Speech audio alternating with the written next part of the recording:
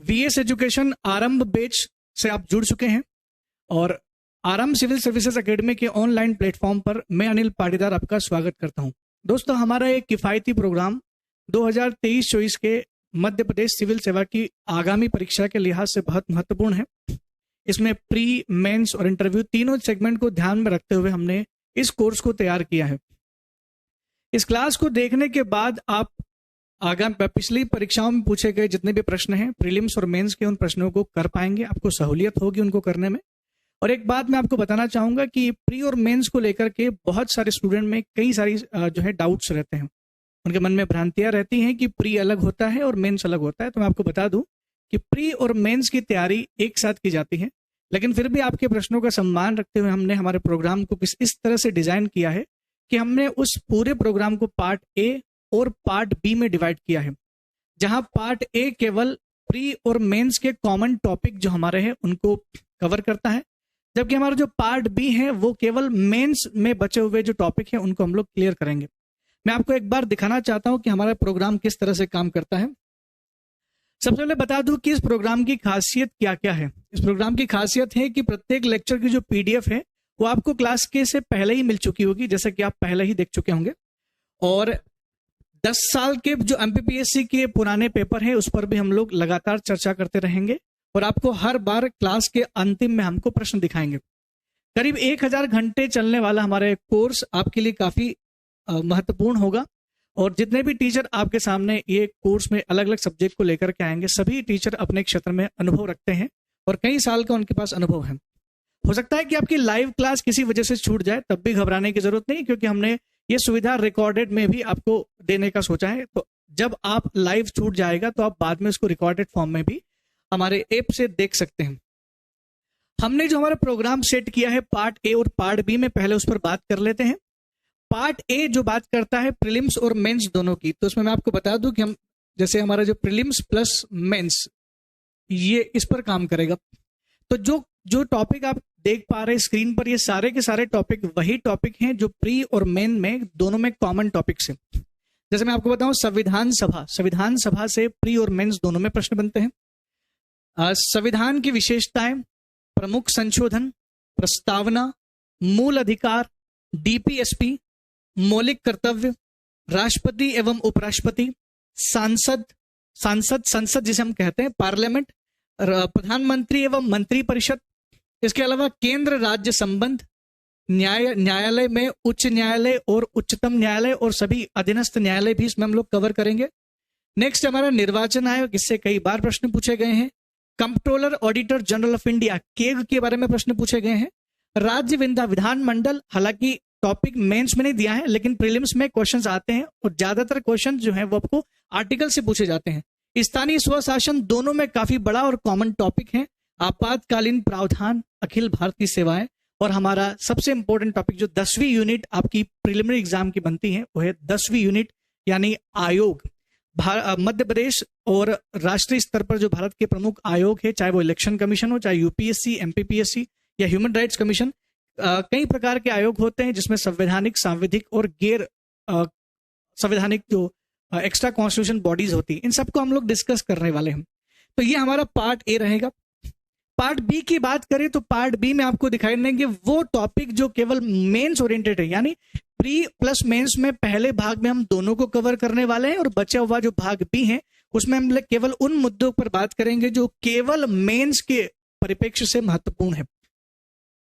आप देख सकते हैं न्यायिक पुनर्विलोकन, न्यायिक सक्रियता, लोक अदालत, जनहित याचिका, नीति आयोग, भारतीय राजनीति में जाति, वर्ग, धर्म, नजातीयता, भाषा और लिंग की भूमिका, भारतीय राजनीति में राजनीतिक दल एवं मतदान व्यवहार। चूंकि ये प्राइमरी जो प्रीलिम एग्जाम होती है, हमारी जो प्रारंभिक परीक्षा होती है, उसमें इतने इंपॉर्टेंट नहीं क्योंकि वहां नहीं पूछे जाते, इसलिए इसको हमने पार्ट बी में रखा गया है। और नेक्स्ट आपका सिविल सोसाइटी, जन आंदोलन, राष्ट्रीय एकता, अखंडता से जुड़े हुए मुद्दे और कुछ और अन्य इंपॉर्टेंट टॉपिक जैसे प्रतिस्पर्धा आयोग, उपभोक्ता फोरम, महिला आयोग, मानवाधिकार आयोग, एससी, एसटी और ओबीसी कमीशन।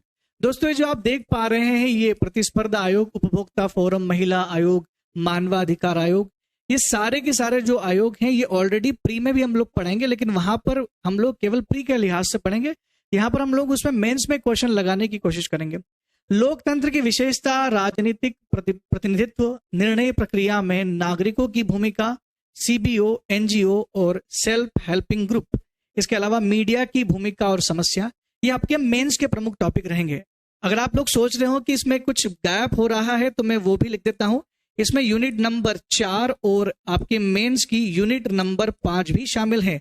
यूनिट नंबर 4 जो बात करता है राजनीतिक विचारक, पॉलिटिकल थिंकर की, और यूनिट नंबर 5 जो बात करता है आपका लोक प्रशासन के सिद्धांत की, तो उसको भी हम लोग इसमें कवर करने वाले हैं, क्योंकि अपने आप में बहुत बड़ी बड़ी यूनिट्स हैं।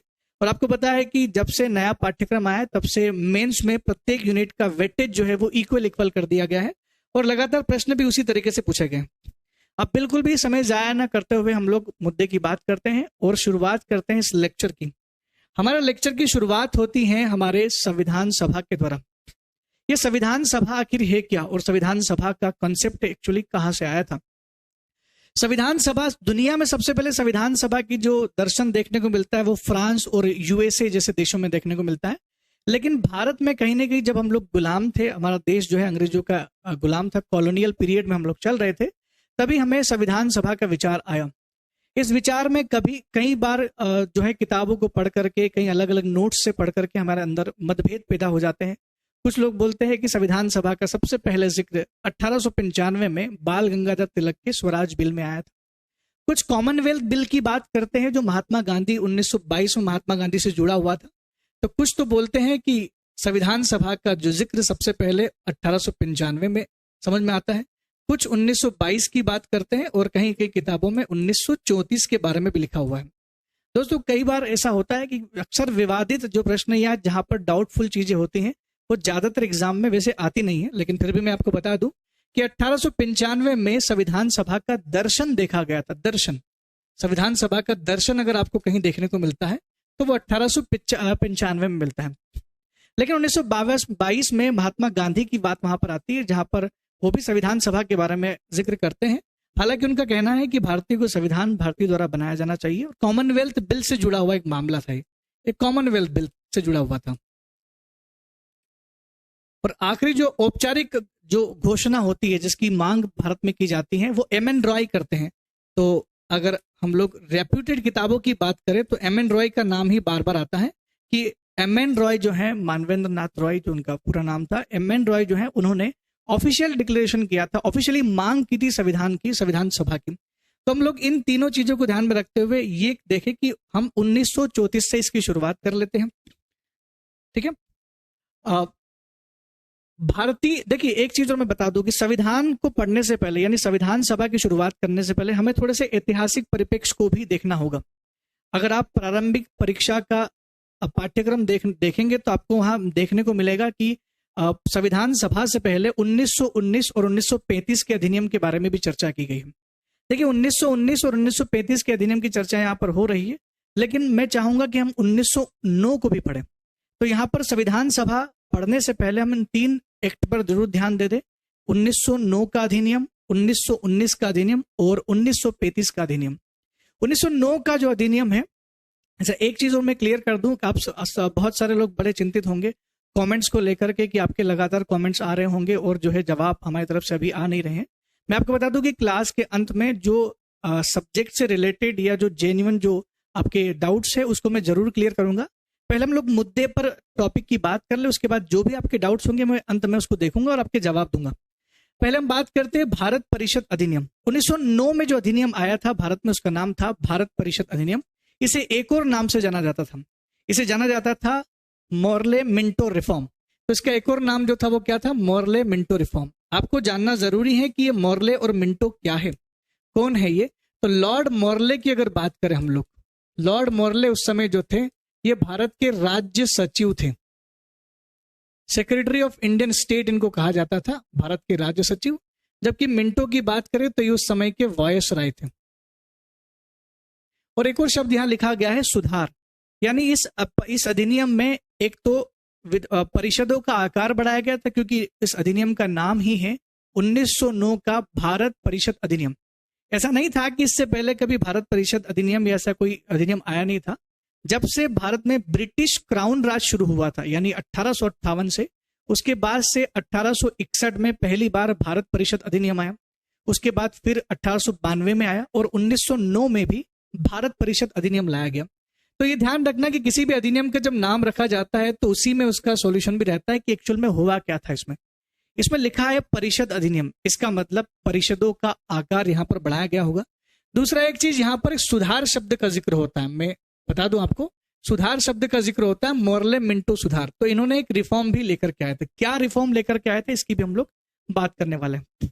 पहले बात कर लेते हैं कि 1909 का ये अधिनियम हमारे लिए क्यों महत्वपूर्ण है और क्या क्या खास चीजें इसमें डाली गई थी या रखी गई थी। पहली, भारत परिषद जो था और वायसराय की कार्यकारी परिषद में भारतीय नागरिकों की नियुक्ति का प्रावधान किया गया था। दो परिषद समझिएगा, एक तो इंडियन काउंसिल यानी भारत परिषद। भारत परिषद में भी भारतीय नागरिकों की नियुक्ति की गई थी और पहली बार वायसराय की जो कार्यकारी परिषद है उसमें किसी भारतीय को जगह दी गई थी। हमारे लिए महत्वपूर्ण है ये कार्यकारी परिषद में जुड़ने वाले उस भारतीय व्यक्ति के बारे में जानना। उनका नाम था सत्येंद्र नाथ सिन्हा। सत्येंद्र नाथ सिन्हा वायसराय की कार्यकारी परिषद के पहले सदस्य बने थे। ऐसा नहीं था कि कार्यकारी ये जो परिषदें थी इनमें कभी भारतीय सदस्य थे ही नहीं। मैं आपको बता दूं, थोड़ा सा मैं जोड़ना चाहूंगा आपको 1861 के अधिनियम से। 1861 का अधिनियम भी भारत परिषद अधिनियम के नाम से ही विख्यात है। और इसमें क्या खास बात थी, तो इसमें ये खास बात थी कि जो वायसराय की विधायी परिषद है, विधायी परिषद, इसमें पहली बार 3 भारतीयों को जगह दी गई थी। आप देख पा रहे होंगे मैं बात कर रहा हूं विधायी परिषद की। इसमें पहली बार 3 भारतीयों को जोड़ा गया था। लेकिन हम यहां बात कर रहे हैं कार्यकारी परिषद की। तो विधायी परिषद और कार्यकारी परिषद में अंतर होता है। इस अंतर को समझने के लिए मैं आपको वर्तमान के पोस्ट से जोड़ने का प्रयास करूंगा। अगर मैं ऐसा बोलूं कि विधायी परिषद मतलब वर्तमान में लोकसभा और कार्यकारी परिषद मतलब वर्तमान में मंत्री परिषद, अगर आप इसको जोड़ पा रहे होंगे मंत्री परिषद, तो अगर आप इसको जोड़ लेंगे वर्तमान से तो शायद आपको आसानी से समझ में आ जाएगा। मंत्री परिषद, देखिए मंत्री परिषद का मतलब होता है वो लोकसभा मेंबर या राज्यसभा मेंबर जिसे मंत्री के रूप में नियुक्त किया गया। 1861 में पहली बार भारत में विधायी परिषद में 3 भारतीयों को जगह दी। इसका मतलब है कि पहली बार भारतीय उनकी लोकसभा के मेंबर बने, ये समझने की जरूरत है। दूसरा ये कि पहली बार भारतीयों को, किसी भारतीय को मंत्री पद दिया गया, यानी कार्यकारी परिषद में जगह दी गई। और उस व्यक्ति का नाम भी आपके सामने है, वो व्यक्ति है सत्येंद्र प्रसाद सिन्हा। वायसराय की कार्यकारी परिषद में इनको जगह दी गई। मैं बोल रहा हूं कि 2 यहां पर रिफॉर्म हुए थे। एक तो भारत परिषद में 2 लोगों को यहां नियुक्त किया गया और एक कार्यकारी परिषद जो वायसराय की थी उसमें सत्येंद्र प्रसाद सिन्हा को यहां पर नियुक्त किया गया। एक नाम तो मैंने आपको बता दिया। 2 और लोग थे जिन्हें भारतीय परिषद में जगह दी गई। एक का नाम था केसी गुप्ता और दूसरे का नाम था सैयद हुसैन बिलग्रामी। जैसा कि आप देख पा रहे हैं, सैयद हुसैन बिलग्रामी और केसी गुप्ता ये 2 वो सदस्य थे जिन्हें भारतीय परिषद में शामिल किया गया, जबकि सत्येंद्र नाथ सिन्हा मंत्री के रूप में, कानून मंत्री के रूप में इनको जगह दी गई वायसराय की कार्यकारी परिषद में। तो काफी बड़ा पद था ये। और एक और नई चीज जिसकी हम लोग बात करें बार बार कि सुधार किया गया, ये क्या सुधार था इसको भी हम समझ लेते हैं कि सुधार का मतलब एक्चुअल में क्या होता है। सुधार का मतलब ये लोग कुछ सुधार करना चाह रहे थे और इन्होंने सुधार जिसको कहा वो था सेपरेट इलेक्टोरेट, जिसको हिंदी में हम लोग कहते हैं पृथक सांप्रदायिक निर्वाचन मंडल। ये पृथक सांप्रदायिक निर्वाचन मंडल है, इसकी शुरुआत हुई, पहली बार भारत में ये नई चीज इजाद हुई, इसलिए शायद इसे सुधार का नाम दिया गया। आखिरकार ये जो शुरुआत हुई तो हुई क्यों, कहां से ये अंग्रेजों को प्रेरणा मिली या किस वजह से अंग्रेजों को ये करना पड़ा, तो मैं आपको बता दूं इसका मेन जो जड़ है वो शिमला प्रतिनियुक्ति में है। आगा खां और कुछ कुलीन मुस्लिम वर्ग के लोग थे जिन्होंने वायसराय लॉर्ड मिंटो से मुलाकात की और उस मुलाकात के साथ ही उन्होंने मुस्लिम के लिए पृथक निर्वाचन मंडल की मांग कर दी। मैं आपको पहले बता दूं कि पृथक निर्वाचन मंडल एक्चुअल में है क्या। इसको हम लोग ऐसे समझ सकते हैं कि पृथक निर्वाचन मंडल है क्या। अगर मान लो मैं आपसे ऐसा कह दूं कि आपका शहर है, मान लो इंदौर शहर है, ठीक है, इंदौर शहर में पता चलता है कि इसका कुछ एरिया, एक एरिया जो है ये पूरी तरह से मुस्लिम बाहुल वाला एरिया है। मान लो ये मुस्लिम का एरिया है पूरा, जहां पर मुस्लिम आबादी काफी ज्यादा है। इस एरिया में मान लो 70% जो है वो मुस्लिम है, बाकी 30% जो है वो अदर धर्म वाले हैं, अन्य धर्म वाले हैं, ऐसा अगर मान ले। तो ये जो पृथक निर्वाचक व्यवस्था, इसमें क्या किया गया कि इन क्षेत्र में जो भी चुनाव के लिए खड़े होंगे, वो कोई भी खड़ा हो सकता है चुनाव के लिए, कोई भी व्यक्ति चुनाव में भाग ले सकता है, यानी चुनाव लड़ने के लिए खड़ा हो सकता है, लेकिन वोट देने का अधिकार केवल किसको दिया गया, इस क्षेत्रों में केवल मुस्लिम्स को वोट देने का अधिकार दिया गया। यही वो पृथक निर्वाचन मंडल था जिसकी मांग आगा खां, ये आगा खां वही है जिन्होंने मुस्लिम लीग की स्थापना की थी, और लॉर्ड मिंटो ने इसी पृथक निर्वाचन मंडल को पहली बार भारत में इंट्रोड्यूस किया। और इसी पृथक निर्वाचन मंडल को लेकर के, इसी व्यवस्था को लेकर के आगे चल करके B.R. अम्बेडकर सर और महात्मा गांधी जी के बीच में एक मतभेद शुरू हो गया था, और इस मतभेद के चलते पूना समझौता होता है, और पूना समझौता में आखिरकार B.R. अम्बेडकर साहब महात्मा गांधी की बात मान लेते हैं। क्या वर्तमान में ऐसी कोई व्यवस्था है? तो वर्तमान में जो व्यवस्था है वो कुछ और है। वर्तमान में जो व्यवस्था है उसको हम लोग बोलते हैं आरक्षण की व्यवस्था। वो बिल्कुल भी सांप्रदायिक प्रतिनिधित्व जैसा नहीं है। यहाँ पर सिस्टम उल्टा है। यहाँ पर मान लो किसी क्षेत्र में 70% जो है वो अनुसूचित जाति या अनुसूचित जनजाति के हैं, और 30% जो है वो अदर पॉपुलेशन के हैं। तो यहाँ पर मान लो सीट रिजर्व कर दी गई। यहाँ पर हम लोग आज की तारीख में क्या होता है लोकसभा में कि अनुसूचित जाति और जनजाति के लिए सीटें जो हो जाती है वो क्या हो जाती है, आरक्षित, रिजर्व हो जाती है। मान लो ये सीट SC के लिए रिजर्व्ड है, तो यहां से माना जाता है कि इस सीट से केवल अनुसूचित जाति का व्यक्ति ही खड़ा हो सकता है, वोट सब देंगे। समझना, इसमें जिसके लिए रिजर्व सीट है वही उस चुनाव में खड़ा होगा, वोट सब दे सकते हैं। यहां पर क्या होता है कि खड़ा चुनाव में कोई भी हो सकता है, लेकिन वोट वही देंगे जिसके लिए उसको रिजर्व किया गया था। तो ये थोड़ा सही नहीं लग रहा था, और ये इसकी तुलना में काफी अच्छा था। ये महात्मा गांधी जी ने सुझाया था, और इसी वजह से पूना पैक्ट के बाद इस चीज को एक्सेप्ट कर लिया गया। और भारतीय संविधान में आज हमारे लोकसभा में जहां अनुच्छेद 330 और 334 जो अनुसूचित जाति और जनजाति के आरक्षण की बात करते हैं लोकसभा में, उसमें इसी प्रकार का रिजर्वेशन आपको दिखाई देता है। मुझे लगता है बात आपको समझ में आ गई होगी। आगे समझते हैं। सांप्रदायिक प्रतिनिधित्व के संदर्भ में लॉर्ड मोरले ने कहा था कि ये जो उनको भी पता था ये कि हम जो लेकर के आने वाले ये बहुत सही चीज नहीं है। और 2022 के MPPSC प्री के पेपर को आप अच्छे से देखोगे तो वहां पर स्टेटमेंट पे काफी जोर दिया गया। पिछली बार भी 3 स्टेटमेंट एग्जाम में पूछे गए थे, इसलिए मैंने कोशिश ये की है कि ज्यादातर स्टेटमेंट जो किसी न किसी व्यक्ति ने दी है उसको हमने यहाँ पर कोट किया है। तो सांप्रदायिक प्रतिनिधित्व के संदर्भ में लॉर्ड मोरले ने कहा था कि मैं लेके तो आ रहा हूं, क्योंकि सांप्रदायिक प्रतिनिधित्व के जनक ही लॉर्ड मोरले थे, उन्हीं के समय में आया था। उन्होंने बोला कि हम सांप के दांत बो रहे हैं जिसका परिणाम भयानक होगा। ये चीज जो हम लोग लेकर के आ रहे हैं, हो सकता है कि आगे चल करके भारत में विभाजन का कारण या दंगे या ऐसी कुछ चीजें जिनका कारण बनेगा, और वही हुआ। इनको पता था कि हम सांप के दांत बो रहे हैं और उसका परिणाम भी भयानक होगा, लेकिन फिर भी उन्होंने ये किया। उन्होंने मोरले मिंटो रिफॉर्म के तहत इन चीज को किया। आगे की बात कहें कि केंद्र और क्षमा करें, मैं बताना चाहता हूं कि लॉर्ड मोरले जो है वो भारत के सचिव थे, और मिंटो साहब जो थे, लॉर्ड मिंटो, उन्हीं को सांप्रदायिक प्रतिनिधित्व का जनक कहा जाता था। क्योंकि अभी मैंने मोरले साहब को बोल दिया था कि वो जनक थे, जनक एक्चुअल में मिंटो साहब को कहा जाता था।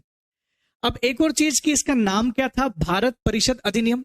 चूंकि भारत परिषद अधिनियम था तो परिषदों का आकार बढ़ाना था। तो आकार कहां बढ़ाया गया, केंद्र और राज्य प्रांत। पहले राज्य नहीं होते थे, आजकल तो हम लोग राज्य बोल देते हैं, लेकिन आज जो हमारे राज्य सरकारें होती थी पहले से प्रांतीय सरकार होती थी, प्रांत प्रोविंसेस कहा जाता था।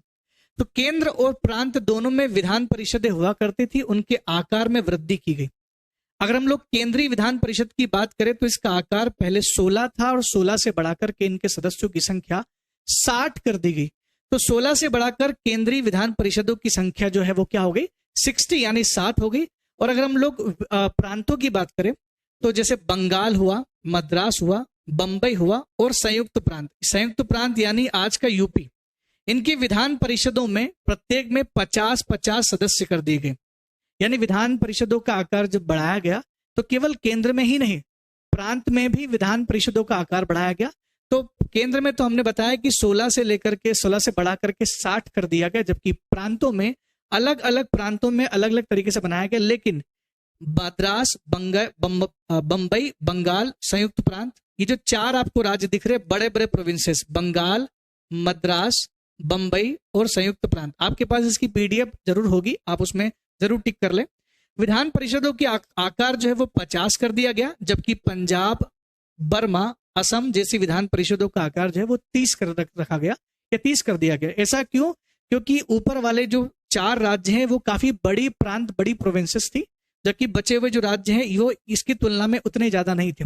आपको एक शब्द बर्मा भी दिख रहा होगा, उस समय तक बर्मा जो था वो इसमें ब्रिटिश सरकार के अंदर ही शामिल हुआ करता था।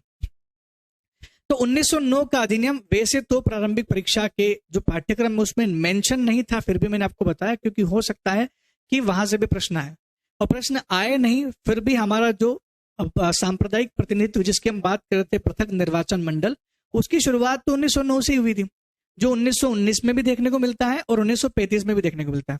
इसका मतलब साफ है कि 1919 को पढ़ने से पहले आपको 1909 जरूर पढ़ना पड़ेगा। आइए बात करते हैं हमारे महत्वपूर्ण टॉपिक की, जिसका नाम है भारत सरकार अधिनियम 1919। इसे भारत शासन अधिनियम भी कहा जाएगा। तो भारत सरकार अधिनियम, भारत शासन अधिनियम 1919 आता है। उस समय हमारे देश में वायसराय जो थे उनका नाम था चेम्सफोर्ड। मॉन्टेग्यू और चेम्सफोर्ड 2 व्यक्ति थे। मॉन्टेग्यू जो थे वो थे हमारे भारत राज्य के सचिव, और जो चेम्सफोर्ड थे वो थे हमारे वायसराय। ये कई स्टूडेंट को समझने में दिक्कत होती है कि ये भारत सचिव कौन था, क्या था। तो मैं आपको बता दूं, वर्तमान अगर पोस्ट से इसको जोड़ने की कोशिश करें तो चेम्सफोर्ड यानी जो वायसराय है इसे आप राष्ट्रपति मान लीजिए, और जो मॉन्टेग्यू यानी जो भारत के राज्य सचिव हैं उन्हें आप प्रधानमंत्री मान लीजिए। तो जिस तरह प्रधानमंत्री और राष्ट्रपति होते वैसे उस समय ये दोनों पोस्ट उस समय हुआ करती थी।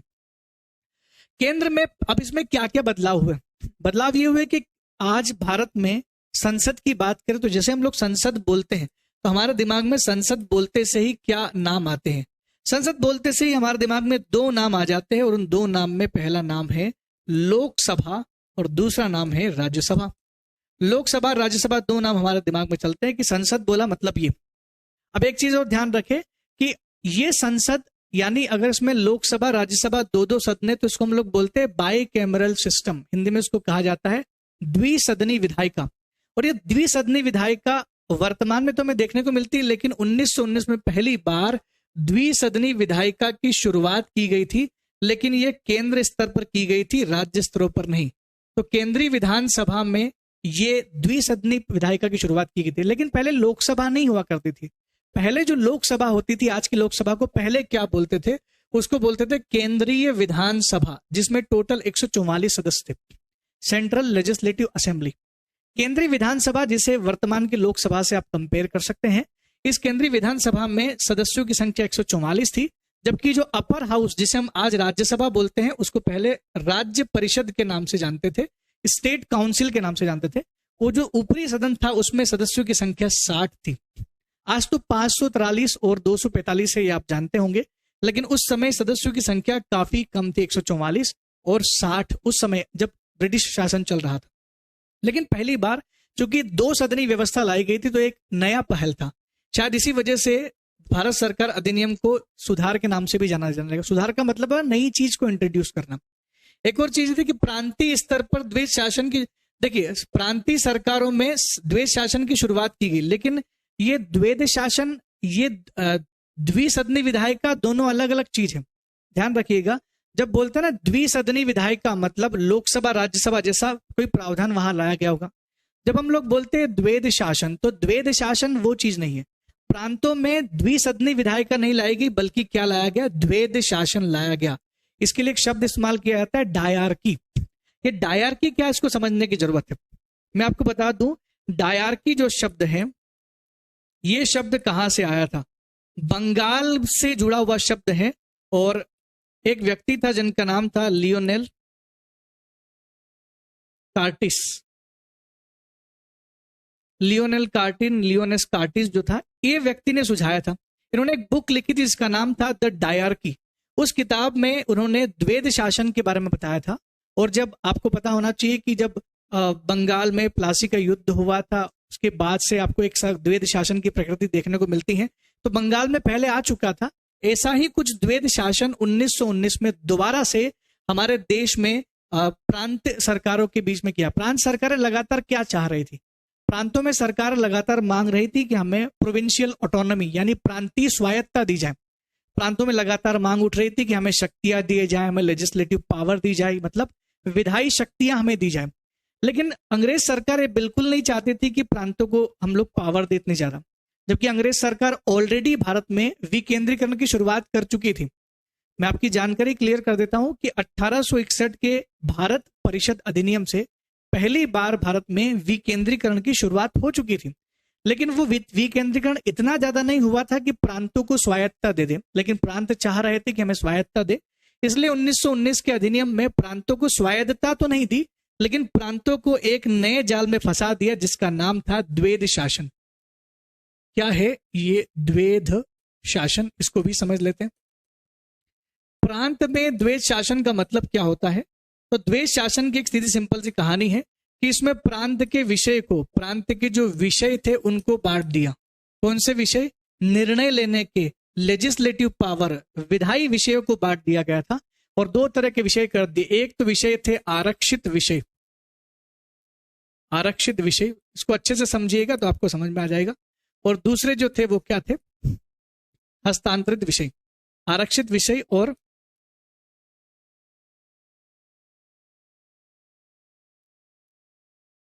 हस्तांतरित विषय, ठीक है। तो दो तरह के विषय इसमें शामिल थे, आरक्षित विषय और हस्तांतरित विषय।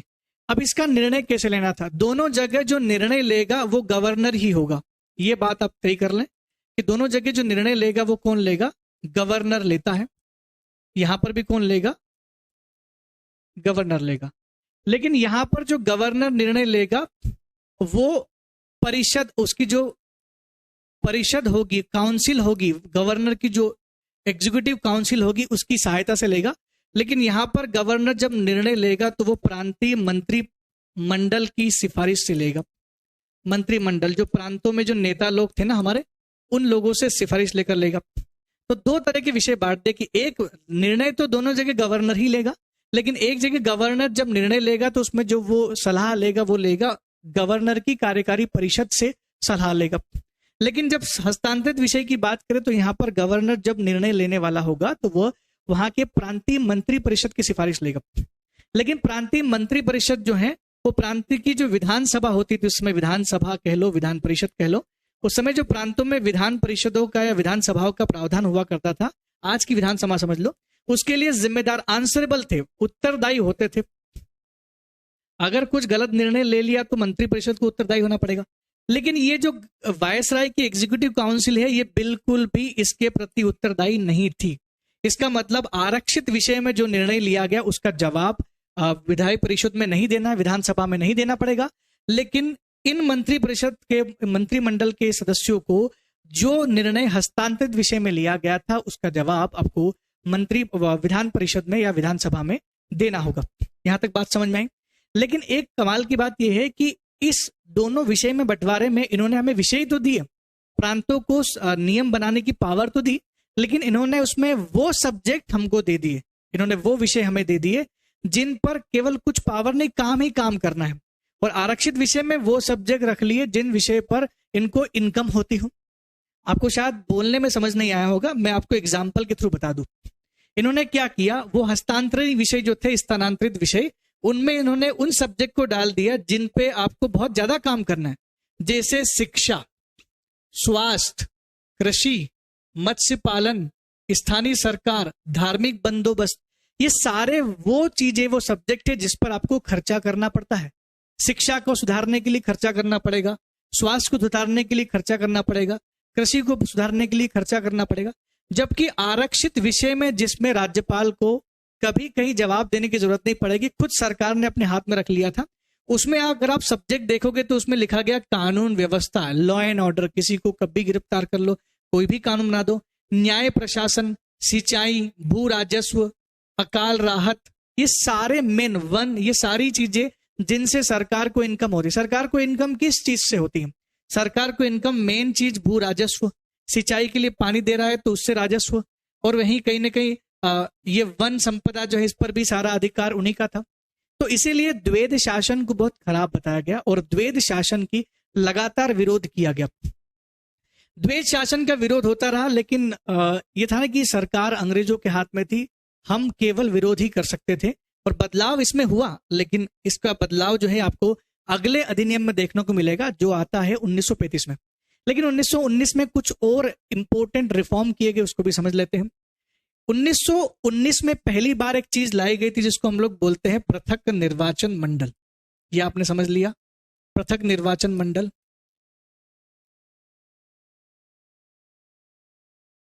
1909 में पहली बार पृथक निर्वाचन मंडल लाया गया था, लेकिन ये पृथक निर्वाचन मंडल केवल मुस्लिम लोगों के लिए था।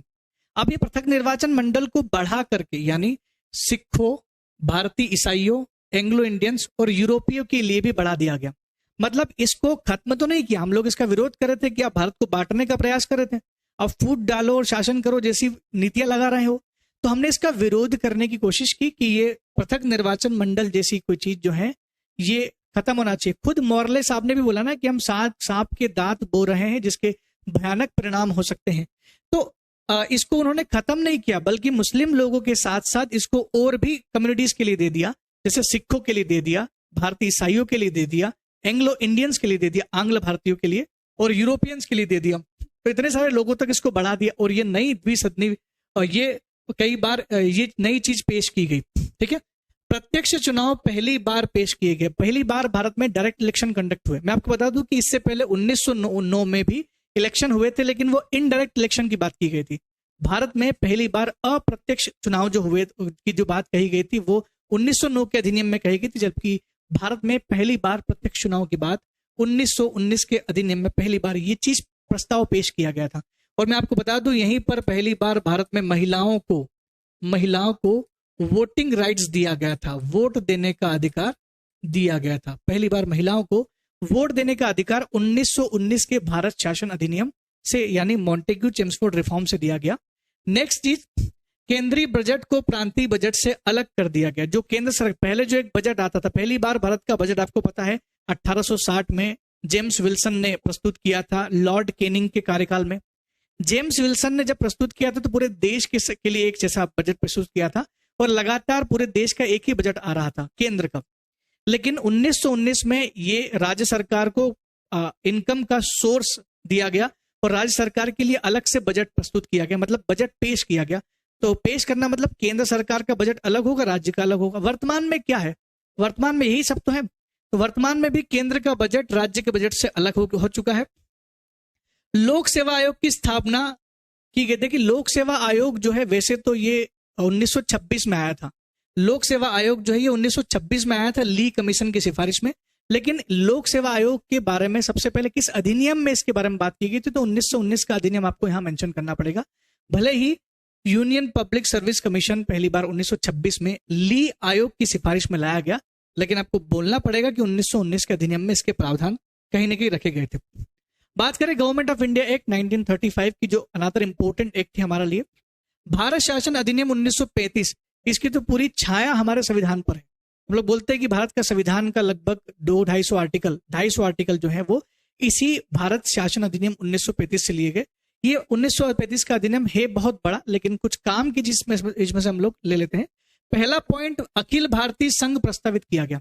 पहली बार भारत में ये शब्द आए अखिल भारतीय संघ, जिसमें रियासतों को भी इंक्लूड किया गया था।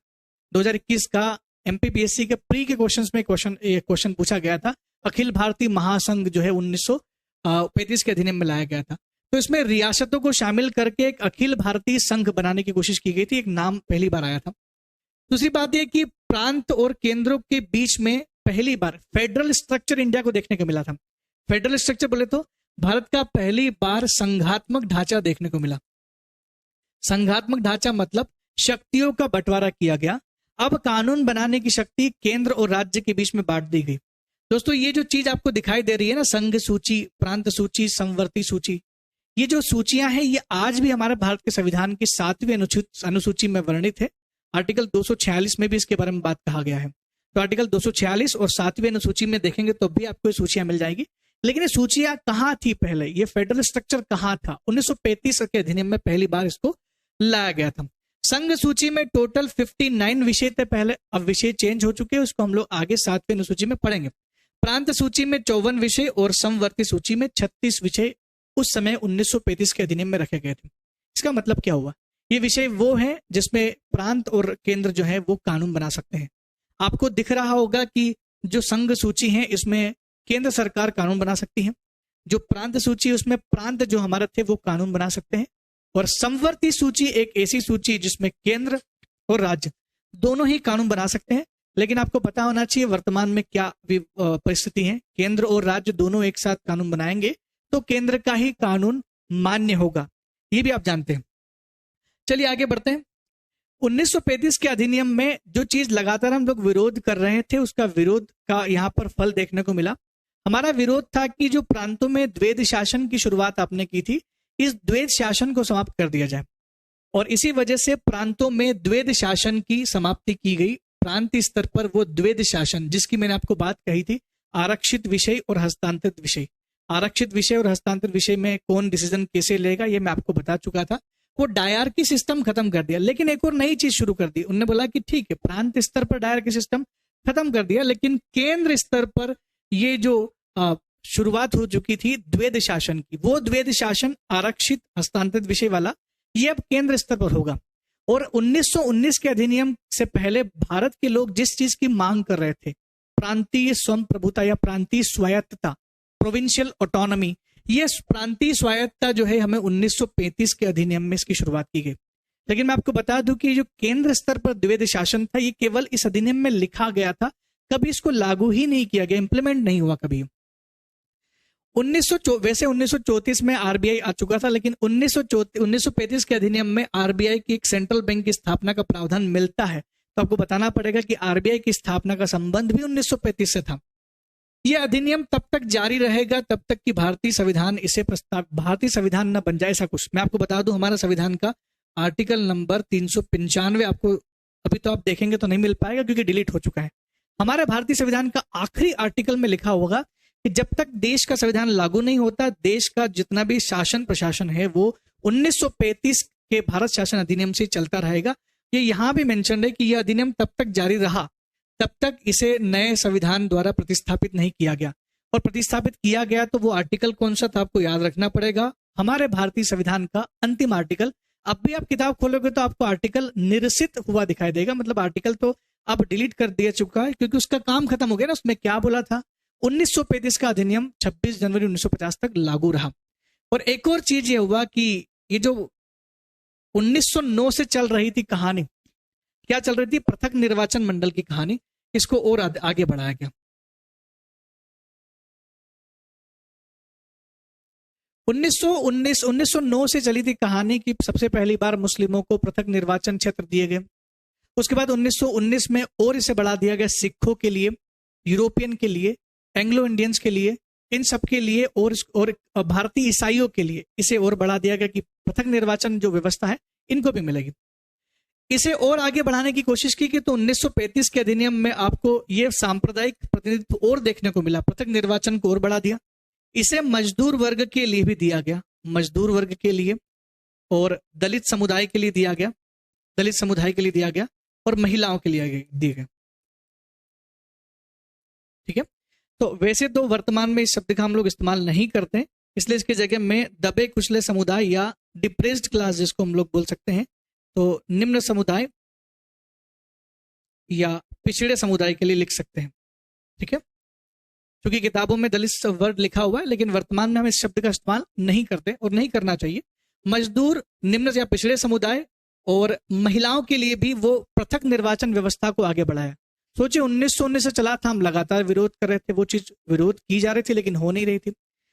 ये यहां पर अब तक क्या था, तो इसमें क्या ऐसी चीज है जो पहले नहीं थी। 1909 में धर्म दिखता है आपको, मुस्लिम के लिए किया गया। 1919 में सिख, ईसाई, ये सब धार्मिक जो है निर्वाचक मंडल था, लेकिन पहली बार एक ही धर्म के अंतर्गत ये चीज लाई गई थी।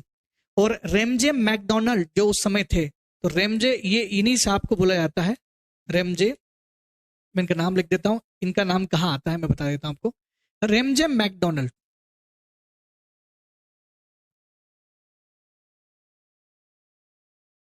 ये भाई साहब को बोलते हैं सांप्रदायिक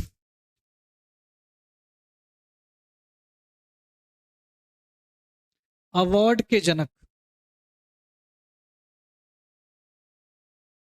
क्योंकि जब हमारे देश में गोलमेज सम्मेलन, इतिहास में आपको पढ़ने का मौका मिलेगा, जब हमारे देश में 1930 के दौरान गोलमेज सम्मेलन के आयोजन हो रहे थे, 3 गोलमेज सम्मेलन हुए।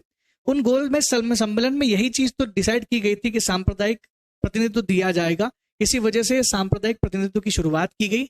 वो जो पृथक निर्वाचन मंडल अब तक चल रहा था उसको मजदूर, दलित और महिलाओं तक बढ़ा दिया गया। ये 1935 का अधिनियम का सबसे महत्वपूर्ण बात थी।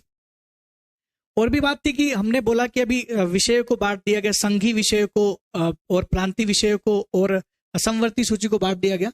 तो संघी विषय को संघी सूची, प्रांत सूची और समवर्ती सूची में विभाजित कर दिया। मतलब पहली बार भारत में फेडरल स्ट्रक्चर देखने को मिला था। हमारे जितने भी प्रांत थे 11 प्रांत में 6 जो प्रांत थे, 6 राज्य, आज की तारीख में राज्य बोल सकते हैं, 6 टोटल प्रांत थे, 11 टोटल प्रांत थे, जिनमें से 6 प्रांतों में द्विसदनी विधायिका आप समझ पा रहे हैं। 1919 में पहली बार केंद्र स्तर पर लोकसभा राज्यसभा जैसी व्यवस्था लाई गई थी। हालांकि उनका नाम लोकसभा राज्यसभा नहीं था, आप अभी पढ़ चुके हैं, केंद्रीय विधान परिषद का नाम था और राज्य परिषद नाम था। तो वहां पर द्विसदनी विधायिका लाई गई थी, लेकिन राज्य स्तर पर भी द्विसदनी विधायिका लाई गई। मैं आपको बता दूं राज्यों के नाम, यूपी मतलब यूनाइटेड प्रोविंसेस, संयुक्त प्रांत, बिहार, बंगाल, मद्रास, बॉम्बे और असम, ये 6 वो राज्य है जहां पर उस समय द्विसदनी विधायिका लाई गई थी। मैं आपसे पूछता हूं कि क्या वर्तमान में द्विसदनी विधायिका नहीं है? वर्तमान में द्विसदनी विधायिका राज्यों में है या नहीं? वर्तमान में द्विसदनीय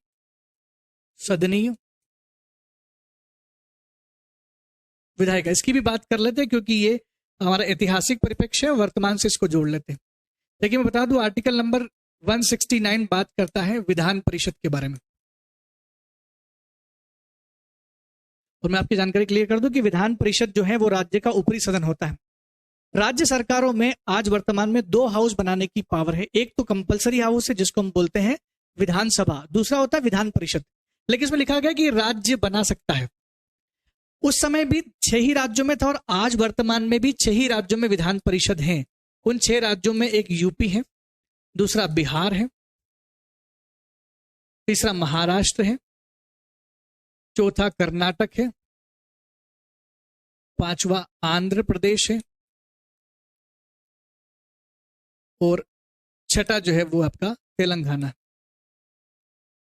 तो आपको बता दूं कि उस समय यानी 1935 के अधिनियम के द्वारा भी 11 टोटल प्रांत थे। उन 11 प्रांतों में से 6 प्रांतों में 2-2 हाउस का कॉन्सेप्ट था। लेकिन वर्तमान में भी 6 राज्यों में 2 हाउस का कॉन्सेप्ट है, लेकिन वो प्रांत अलग है, ये राज्य अलग है। वहां भी यूपी बिहार था, लेकिन वहां पर बंबई और कुछ अलग प्रांतों के नाम लिए गए। हालांकि बंबई आज का महाराष्ट्र ही है। तो आप यहां देख सकते हैं कि वो 6 प्रांत कौन कौन से। एक बार फिर से मैं आपको बता दूं, यूपी बिहार, उस समय यूपी को यूनाइटेड प्रोविंसेस, संयुक्त प्रांत के नाम से जानते थे। बंगाल था, मद्रास था, बॉम्बे और असम, इन सभी में विधानसभा और विधान परिषद 2 प्रावधान द्विसदनी विधायिका लाई गई थी। इस अधिनियम के कुछ हिस्सों में पुनर्गठन मार्ग भी प्रशस्त किया गया। मतलब 1935 में, ये जो हम आजकल देखते हैं ना, 1956 में राज्य पुनर्गठन आयोग आया था। ऐसा नहीं था कि अंग्रेजों के दौरान ऐसा कुछ हुआ नहीं था, पहले भी पुनर्गठन हुआ था। और 2 यहाँ पर पुनर्गठन देखने को मिलते हैं। मेन जो 2 थे, एक तो बर्मा था, एक सिंध था। एक तो क्या है कि अधिनियम में कुछ हिस्सों का पुनर्गठन किया गया, जिसमें सिंध जो प्रांत था बॉम्बे प्रेसिडेंसी में पहले जुड़ा हुआ था। वो आज जो हमारा पड़ोसी मुल्क है पाकिस्तान में सिंध प्रांत जो है ये पहले बंबई प्रेसिडेंसी का ही हिस्सा था, बंबई प्रेसिडेंसी में जुड़ा हुआ था, लेकिन इसे उससे अलग कर दिया गया। बिहार उड़ीसा का विभाजन किया गया। बर्मा को भारत से अलग करना इसमें शामिल था। बर्मा तब तक भारत का हिस्सा हुआ करता था। बर्मा मतलब म्यांमार, इसने अपने देश का नाम बदल दिया है। म्यांमार अब भारत का हिस्सा नहीं रहेगा। 1935 के अधिनियम में सारी बातें थी। इतनी सारी बातें अगर आप इंपॉर्टेंट चीजों को नोट डाउन कर लेते हैं, मुझे लगता है कि 1935 का अधिनियम आपके लिए काफी कारगर और इंपॉर्टेंट साबित होगा। अब आइए बात करते हैं हमारी कॉन्स्टिट्यूएंट असेंबली की, संविधान सभा की बात करते हैं, क्योंकि हमने वो 3 महत्वपूर्ण मुद्दों पर चर्चा कर ली है जहां पर लगातार क्वेश्चन आए थे। भारत की संविधान सभा कैसे बनाई गई, कहां से आई? मैंने आपको बताया था कि 3 लोगों के नाम वहां पर प्रचलित है। आइए बात कर लेते हैं। संविधान सभा सबसे पहली बार कब आई थी? तो जब आई थी तो उसका विचार कहां से आया था? संविधान सभा बनाने के लिए संविधान सभा का विचार सबसे पहले 1934 में एम एन राय में रखा था। देखिए ये डाउटफुल एक मतभेद वाला प्रश्न आता है कि हमें तो 1895 में बाल गंगाधर तिलक की बात भी समझ में आती, दर्शन की शुरुआत वहां से हुई थी। 1922 में महात्मा गांधी के बारे में भी यहाँ पर वाकया जिक्र होता है।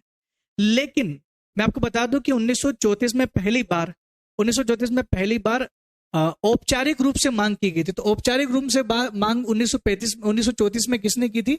एम एन राय साहब ने की थी। लेकिन एम एन राय साहब को पता था कि एक देश अभी गुलामी के दौर में है और अंग्रेज का गुलाम है भारत।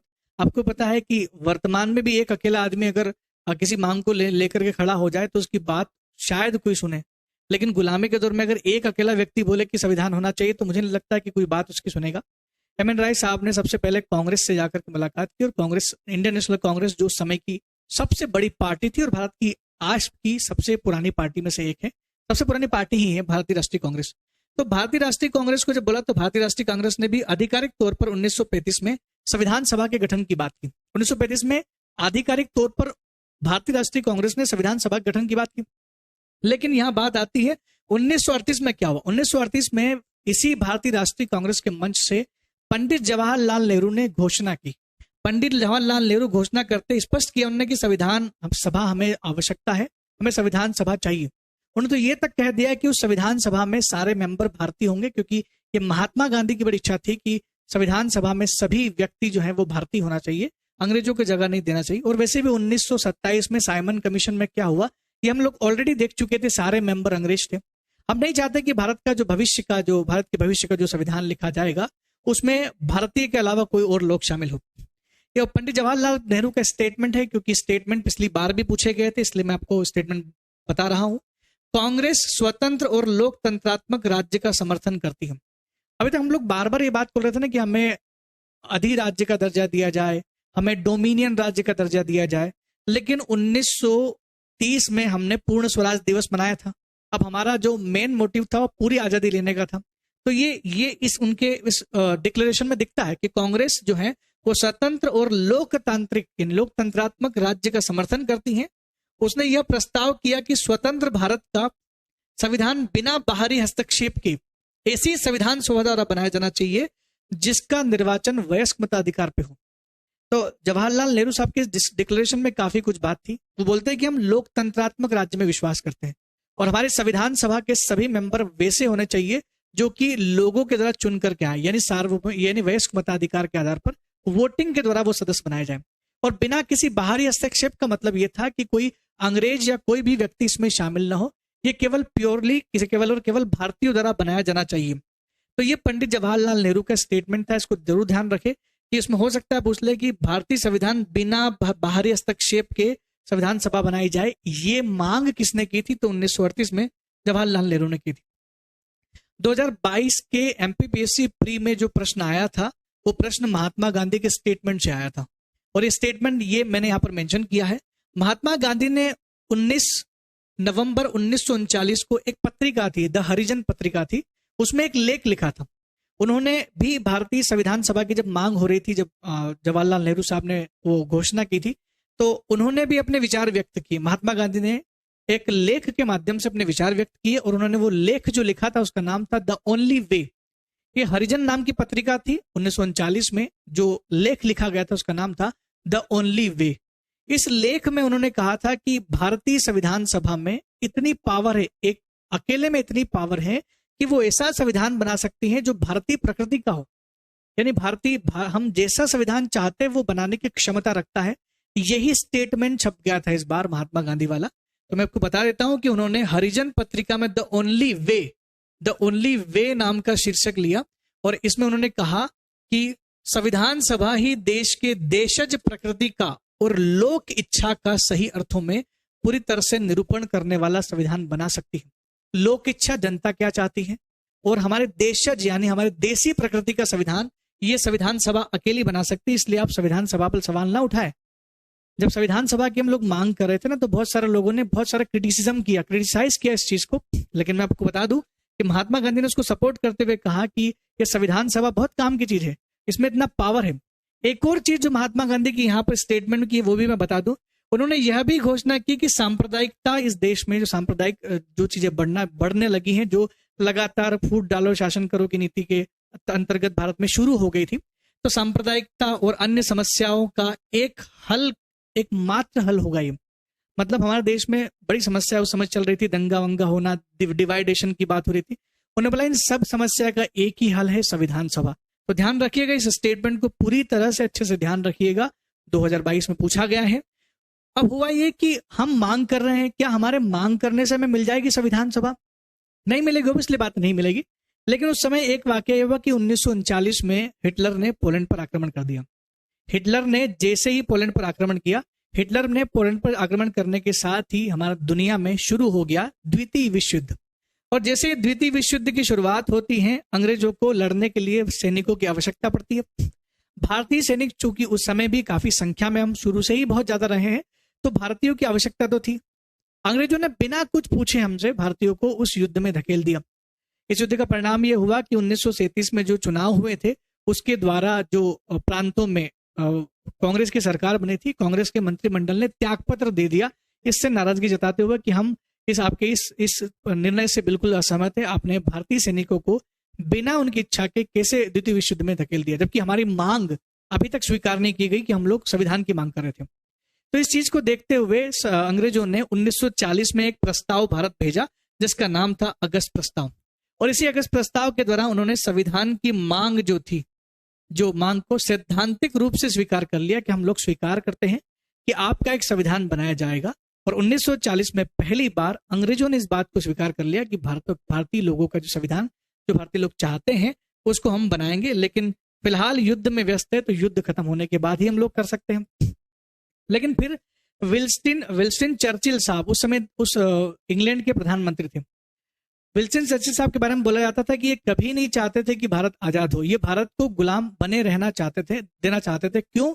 क्योंकि विल्सन चर्चिल का मानना था कि द्वितीय विश्व युद्ध चल रहा है और सबको पता है कि विश्व युद्ध में कितना ज्यादा एक्सपेंडिचर, आर्थिक नुकसान कितना ज्यादा होता है।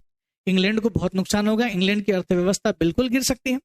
तो हमारी अर्थव्यवस्था को बचाए रखने के लिए कोई सप्लीमेंट, पूरक अर्थव्यवस्था भी तो होना चाहिए।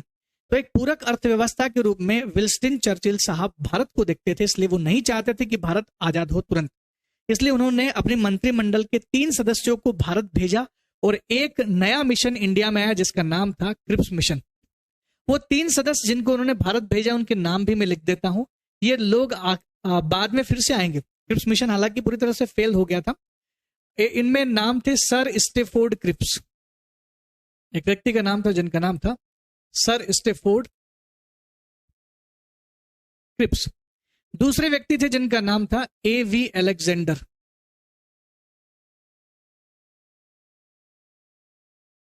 A.V. अलेक्जेंडर। और तीसरे व्यक्ति का नाम था लॉर्ड पैथिक लॉरेंस।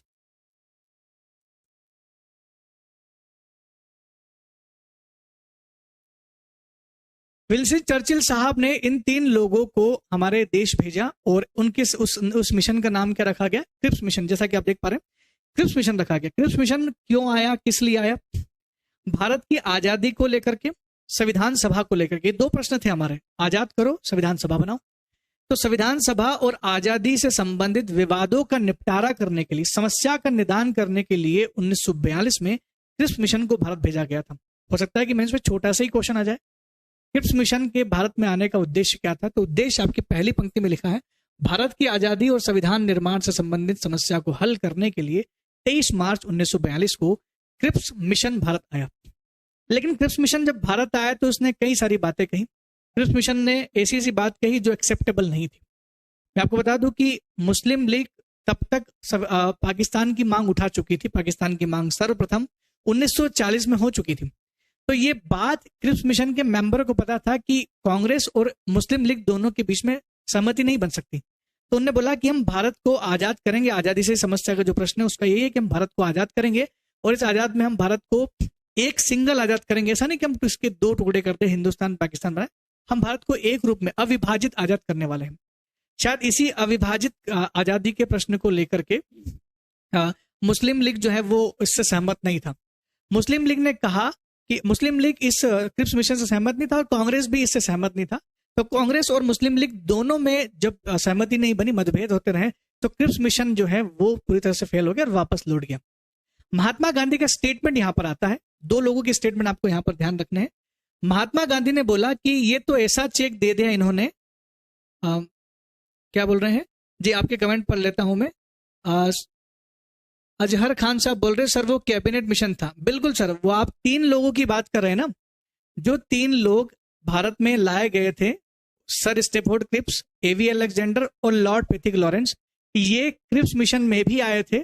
और दोबारा जब क्लीमेंट एटली की सरकार बनी तब भी ये तीनों लोग दोबारा आए थे। इसलिए आपको कंफ्यूजन हो रहा है क्योंकि आपने इनको एक ही बार पढ़ा है, लेकिन क्रिप्स मिशन को आप गहराई से पढ़ेंगे तो उसमें इन तीनों लोगों का जिक्र होता है। ये नाम क्रिप्स क्यों रखा? सर स्टेफोर्ड क्रिप्स की वजह से।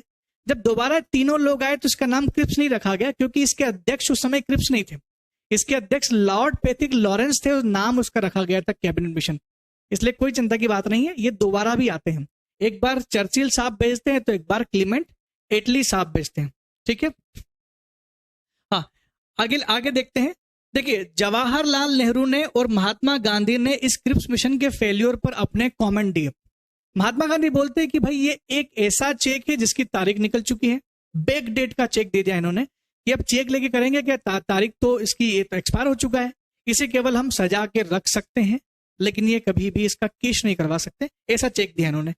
जबकि जवाहरलाल नेहरू ने बोला कि टूटते हुए बैंक का चेक है, हमारे पास चेक तो है, तारीख भी बची है, लेकिन बैंक टूट चुका है, डिफॉल्ट हो चुका है, यानी हम लोग चेक लेकर अगर बैंक जाएंगे तो बैंक बंद मिलेगा, ऐसा इसको संज्ञा दी गई। तो ध्यान रखना, ये दोनों ने चेक से जुड़ा हुआ कहा है, लेकिन एक ने टूटे हुए बैंक का चेक कहा, एक ने पिछली तारीख का, इसलिए कंफ्यूज ना हो जाए। महात्मा गांधी, जवाहरलाल नेहरू और अंबेडकर साहब, 3 लोगों के स्टेटमेंट ही लगातार पूछे गए हैं, तो कंफ्यूज बिल्कुल भी ना हो आप। ठीक है, ठीक है, ऑल क्लियर। हाँ, कैबिनेट मिशन में भी दोबारा से ये चीज हुई थी, मैं आपको वो भी क्लियर करने वाला हूं, बिल्कुल भी घबराइए ना। अब क्या हुआ, ब्रिटेन में हुए चुनाव, क्योंकि हमारा मेन समस्या आ रही थी वो ब्रिटेन के प्राइम मिनिस्टर विंस्टन चर्चिल, जो नहीं चाहते थे भारत को आजाद करना। अब क्रिप्स मिशन तो फेल होके चला गया, लेकिन जब चुनाव हुए वहां पर तो लेबर पार्टी जो थी वो चुनाव जीत चुकी।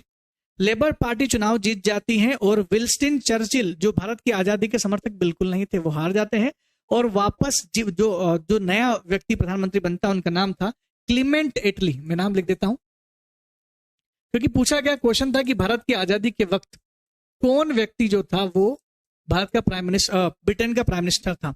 तो भारत की आजादी के समय जो ब्रिटेन के प्राइम मिनिस्टर थे वो थे क्लीमेंट एटली। 1945 के चुनाव वो जीत चुके थे। इनकी पार्टी का नाम लेबर पार्टी था, ये भी ध्यान रखिएगा। वेवेल योजना इन्होंने सबसे पहले प्लान की। वेवेल नाम क्यों रखा? इस वेवेल योजना को हम लोग शिमला सम्मेलन भी कहते हैं, शिमला सम्मेलन के नाम से भी फेमस हुआ था, क्योंकि उस समय जो हमारे देश के वायसराय थे लॉर्ड वेवेल थे, इसलिए उनके नाम पर यह एक सम्मेलन आयोजित किया गया। इसे योजना भी कह सकते हैं। ये भी अपने एमपीपीएससी के प्री वाले क्वेश्चन में पूछ चुके हैं, शायद 2014 में या 15 में पूछा गया, आप देखिएगा आपको मिल जाएगा। तो वेवेल योजना 1945 में आई और वहां चुनाव हुए। क्लीमेंट एटली साहब ने इस योजना में ये बात कही, ये घोषणा इस योजना में हुई थी कि भारत को स्वतंत्र होने का अधिकार है। ये पहले व्यक्ति थे जिन्होंने माना कि भाई भारत को हम ज्यादा समय तक गुलाम नहीं रख सकते और भारत को स्वतंत्र होने का अधिकार है। तो तात्कालीन वायसराय लॉर्ड वेवेल द्वारा यह योजना प्रस्तुत की गई और इसमें स्वीकार किया गया कि द्वितीय विश्व युद्ध के बाद भारतीय अपना संविधान बनाएंगे, यानी जैसे ही विश्व युद्ध खत्म होगा संविधान बनाएंगे। और आपको पता है ये जनवरी की बात हो रही है और अगस्त में के बाद तो वो खत्म हो गया था। 6 अगस्त 9 अगस्त हिरोशिमा और नागासाकी में जापान में अमेरिका ने जैसे ही वो बम गिराए उसके बाद पूरा दुनिया जो है वो सहम गया कि ये जो अगर न्यूक्लियर बम का इस्तेमाल किया जाने लगा तो पूरी ह्यूमैनिटी, मानवता खत्म हो जाएगी। उसके बाद फिर धीरे धीरे युद्ध खत्म हो गया और आपको पता है हिटलर साहब ने खुद ही आत्महत्या कर ली थी। तो द्वितीय युद्ध के बाद चुनाव हुए और चुनाव के बाद क्लीमेंट एटली के नेतृत्व में जो लेबर पार्टी की जो सरकार थी वो सत्ता में आई। और ये लेबर पार्टी के जो थे क्लीमेंट एटली बिल्कुल भारत के समर्थक थे। इन्होंने घोषणा की कि भारतीयों को स्वतंत्र होने का अधिकार है, यानी भारत को स्वतंत्र होने का अधिकार है, इसलिए भारत को स्वतंत्र किया गया। बात समझ में आई? ठीक है, तो वेवेल योजना के बारे में बस इतना पढ़ना कि वेवेल योजना वो योजना जिसमें भारत की स्वतंत्रता को स्वीकार किया गया था। अब आगे जो इंपॉर्टेंट हमारी योजना थी वो थी कैबिनेट मिशन योजना 1946। इसी के आधार पर तो भारत का संविधान सभा बनाई गई थी। अब जो आपका क्वेश्चन था वो यहां पर आता है कि 1946 में कैबिनेट मिशन भारत में आया। यह कैबिनेट मिशन मार्च 1946 में भारत में आता है और कैबिनेट मिशन अपनी योजना बताता है। कैबिनेट मिशन का मेन जो अध्यक्ष था वो था लॉर्ड पैथिक लॉरेंस। इसमें वो तीनों सदस्य थे जिसकी मैं बात कर चुका हूं, एवी अलेक्जेंडर और सर स्टेफोर्ड क्रिप्स। उनके बारे में मैंने लिखा है कि सर स्टेफोर्ड क्रिप्स और एक एवी अलेक्जेंडर, ये इसके सदस्य थे। 3 सदस्य वापस आए, सदस्य वही थे लेकिन अब प्रधानमंत्री चेंज हो चुका था। ये भी ब्रिटेन मंत्रिमंडल के सदस्य वही लोग थे, लेकिन इन्होंने जब कैबिनेट मिशन प्रस्तुत किया तो इन्होंने कैबिनेट मिशन के 2 मुख्य उद्देश्य बताए।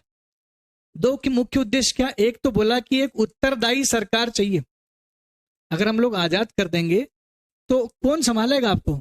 एक उत्तरदायी सरकार, रिस्पॉन्सिबल गवर्नमेंट चाहिए, जैसे हम आगे चलकर अंतरिम सरकार के नाम से जानते हैं। एक उन्होंने बोला कि एक संविधान सभा बनानी पड़ेगी, क्योंकि संविधान सभा ही जो है वही तो संविधान बनाएगी। तो 2 चीजों के मार्ग प्रशस्त करने के लिए कैबिनेट मिशन 1946 में भारत आया। इस कैबिनेट मिशन ने अपनी पहली रिकमेंडेशन जो भेजी वो मई 1946 में दी रिकमेंडेशन। उस रिकमेंडेशन में कई सारी ऐसी चीजें थी जो मानने के लिए कांग्रेस और मुस्लिम लीग तैयार नहीं थे। इस वजह से कुछ 1 महीने बाद यानी जून में इन्होंने अपनी फाइनल रिकमेंडेशन दी और इस फाइनल रिकमेंडेशन को आखिरकार मान लिया गया। लेकिन मैं आपको बताऊं, सबको लगता है कि कैबिनेट मिशन जो था वो सक्सेसफुल था। कैबिनेट मिशन सक्सेसफुल नहीं था, वो फेल हो चुका था। केवल कैबिनेट मिशन की एक ही तो बात हमने मानी थी, संविधान सभा की। नेहरू साहब ने बोला था कि संविधान सभा की 1 मिनट में कमेंट चेक कर लेता हूं। ठीक है, पीडीएफ को लेकर के जो भी आपके सवालात है वो आप बिल्कुल हमारे जो टीम है उससे आप चर्चा कर ले, आपको उसका आंसर मिल जाएगा। कैबिनेट मिशन की विशेषता की डायरेक्ट क्वेश्चन मेंस में आ सकता है। ये कैबिनेट मिशन आया तो उसकी विशेषता क्या थी? कैबिनेट मिशन की विशेषता थी कि संविधान निर्माण के लिए संविधान सभा का गठन करना, जो कि उसने किया। और संविधान सभा का जो आधार था वो कैबिनेट मिशन ही था। आगे हम पढ़ेंगे कैसे उसने किया। संविधान सभा का गठन प्रांतीय विधानसभा के सदस्यों के अप्रत्यक्ष चुनाव के द्वारा चुने गए प्रतिनिधियों से होगा। उनने बोला क्या, ये कैबिनेट मिशन ने क्या बोला? पहले इसका पूरा हम लोग समझ लेते हैं कि संविधान सभा के बारे में वो क्या बोलता है। देखिए, ये रही हमारी संविधान सभा। पहले तो कैबिनेट मिशन ने विभाजन को नकार दिया कि विभाजन नहीं होगा, अभी हम बिल्कुल भी विभाजन को सही नहीं मानते। तो उन्होंने बोला कि पूरे इंडिया से 389 सदस्य होंगे। पूरे इंडिया से, जिसमें पाकिस्तान बांग्लादेश शामिल था, ठीक है, 389 सदस्य होंगे। उन सदस्यों को उन्होंने 2 भाग में बांट दिया। एक थे ब्रिटिश भारत और एक जो था आपका वो था देसी रियासत। ब्रिटिश भारत और देसी रियासत। अगर हम लोग बात करें ब्रिटिश भारत की तो यहां पर 292 + 4 मेंबर जो थे वो ब्रिटिश भारत से चुने गए थे, जबकि यहां पर 93 मेंबर जो होंगे वो मनोनीत होंगे देसी रियासत से। ये दोनों डिफरेंस ऐसा है क्यों? देखिए, हमारे देश में अंग्रेजों ने शासन 200 साल तक किया है, हम सब जानते हैं। लेकिन 100 साल हमारे देश में ईस्ट इंडिया कंपनी का शासन रहा और बाकी के जो बचे हुए 90-100 साल हैं उसमें ब्रिटिश क्राउन का शासन, ब्रिटिश राज बोलते हैं उसको, डायरेक्ट ब्रिटेन गवर्नमेंट ने शासन किया। तो जो 100 साल का पहला कार्यकाल है जो ईस्ट इंडिया कंपनी का था, उन्होंने क्या किया, हमारे राजा महाराजों के शासन को हड़प लिया था और धीरे धीरे हमारे रियासतों को हड़प करके उन्होंने ब्रिटिश भारत का निर्माण किया। तो जो रियासतें हड़प करके बना ली गई वो ब्रिटिश भारत है। लेकिन 1857 की क्रांति में जब हमने ब्रिटिश गवर्नमेंट के खिलाफ एक बहुत बड़ी क्रांति कर दी और कहीं ना कहीं ईस्ट इंडिया कंपनी की पावर ब्रिटिश गवर्नमेंट के हाथ में आ गई, तो महारानी विक्टोरिया ने 1858 में अल्फ्रेड पार्क इलाहाबाद, जिसे आज हम लोग चंद्रशेखर आजाद पार्क के नाम से जानते हैं, वहां पर उन्होंने डिक्लेरेशन, लॉर्ड कैनिंग ने उनका घोषणा पत्र पढ़ा और कहा कि आगे से कोई भी भारतीय रियासतें जो बची हुई उसको ब्रिटिश भारत में नहीं मिलाया जाएगा, उनको स्वतंत्र हम रहने देंगे, लेकिन हाँ, उनके ऊपर जो है वो ब्रिटेन की साम्राज्य जो होगी वो महारानी होगी। इसलिए जो बचे हुए थी वो देसी रियासतें कहलाई और जो मिल गए तो ब्रिटिश भारत। अब इसमें इसको हम हमेशा लिखते हैं 292 + 4 लिखते हैं, इसको समझना आप। ये 292 सदस्य तो प्रांतों से, प्रांत जो थे, प्रांतों में सरकार थी, प्रांतों में विधानसभाएं थी, उस समय विधानसभाएं कह लो, विधान परिषद कह लो, उसके मेंबर जो थे वही इनको चुन करके भेजे तो 292। लेकिन ये जो 4 सदस्य थे ये कमिश्नर थे। ये कमिश्नर, भारत में कुछ जगहों पर कमिश्नर होते थे, ये 4 कमिश्नर थे, उसके नाम भी लिख देता हूं मैं। एक था दिल्ली का कमिश्नर, दूसरे जो थे वो थे कुर्ग के कमिश्नर, और तीसरे जो थे वो थे बलूचिस्तान। आज जो बलूचिस्तान जहां भारत में मिलने की बलूचिस्तान मांग हो रही है, पाकिस्तान में चला गया वो बलूचिस्तान। और जो चौथा था वो था आपका अजमेर मेरवाड़ का। अजमेर मेरवाड़ के जो कमिश्नर थे वो, ये 4 कमिश्नर थे और 292 मेंबर जो थे ये प्रांतों के विधानसभा के सदस्यों ने चुन के भेजा था। आम आदमी ने, हमने चुन के नहीं भेजा था, हमने इनको चुन के नहीं भेजा था, ये प्रांतों के विधानसभा के सदस्यों ने ही चुने थे। और इसलिए इस चुनाव को हम लोग क्या बोलते हैं, अप्रत्यक्ष चुनाव, आम आदमी के द्वारा नहीं बनाई गई थी। इसका मतलब है कि जब आपसे मेंस में क्वेश्चन पूछा जाए कि कैबिनेट मिशन की आलोचना करो, तो आप क्या लिख सकते हैं, कैबिनेट मिशन की आलोचना यही लिख सकते हैं, या संविधान सभा की आलोचना में ये शब्द आता है कि संविधान सभा में लोगों का, आम आदमी का प्रतिनिधित्व डायरेक्ट नहीं था क्योंकि वो अप्रत्यक्ष चुनाव है, तो वहां उसका आलोचना में हम लोग लिखते भी हैं।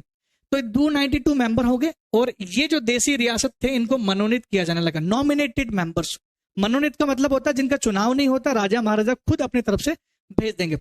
लेकिन एक चीज मैं आपको बता दूं, एक चीज मैं आपको क्लियर कर दूं कि इस कैबिनेट मिशन में क्लियर कहा गया था कि संविधान सभा का हिस्सा बनने का देशी रियासतों को ऑप्शंस हैं। आप चाहे तो देश की संविधान सभा में हिस्सा ले सकते हैं, आप चाहे तो नहीं भी ले सकते, ये ऑप्शन दिया गया था। शायद यही कारण था कि भारत की संविधान सभा की पहली सीटिंग में ये जो देशी रियासत है ये एब्सेंट थी। मुस्लिम लीग तो था ही, लेकिन देशी रियासतें भी एब्सेंट थी। मैंने जो आपको समझाया ये मैं आपको यहां बता दूं, यही तो ये जो सारा हमने अभी लिखा है ना बोर्ड पे, यही तो विशेषता है कैबिनेट मिशन की। क्या विशेषता? संविधान निर्माण के लिए संविधान सभा का गठन किया गया। संविधान सभा का गठन प्रांतीय विधानसभा के सदस्यों द्वारा अप्रत्यक्ष रूप से निर्वाचित प्रतिनिधियों द्वारा होगा। मैंने अभी बताया 292 सदस्य जो थे उनको वोट दे करके लाया गया। 10 लाख जनसंख्या पर एक प्रतिनिधि होगा।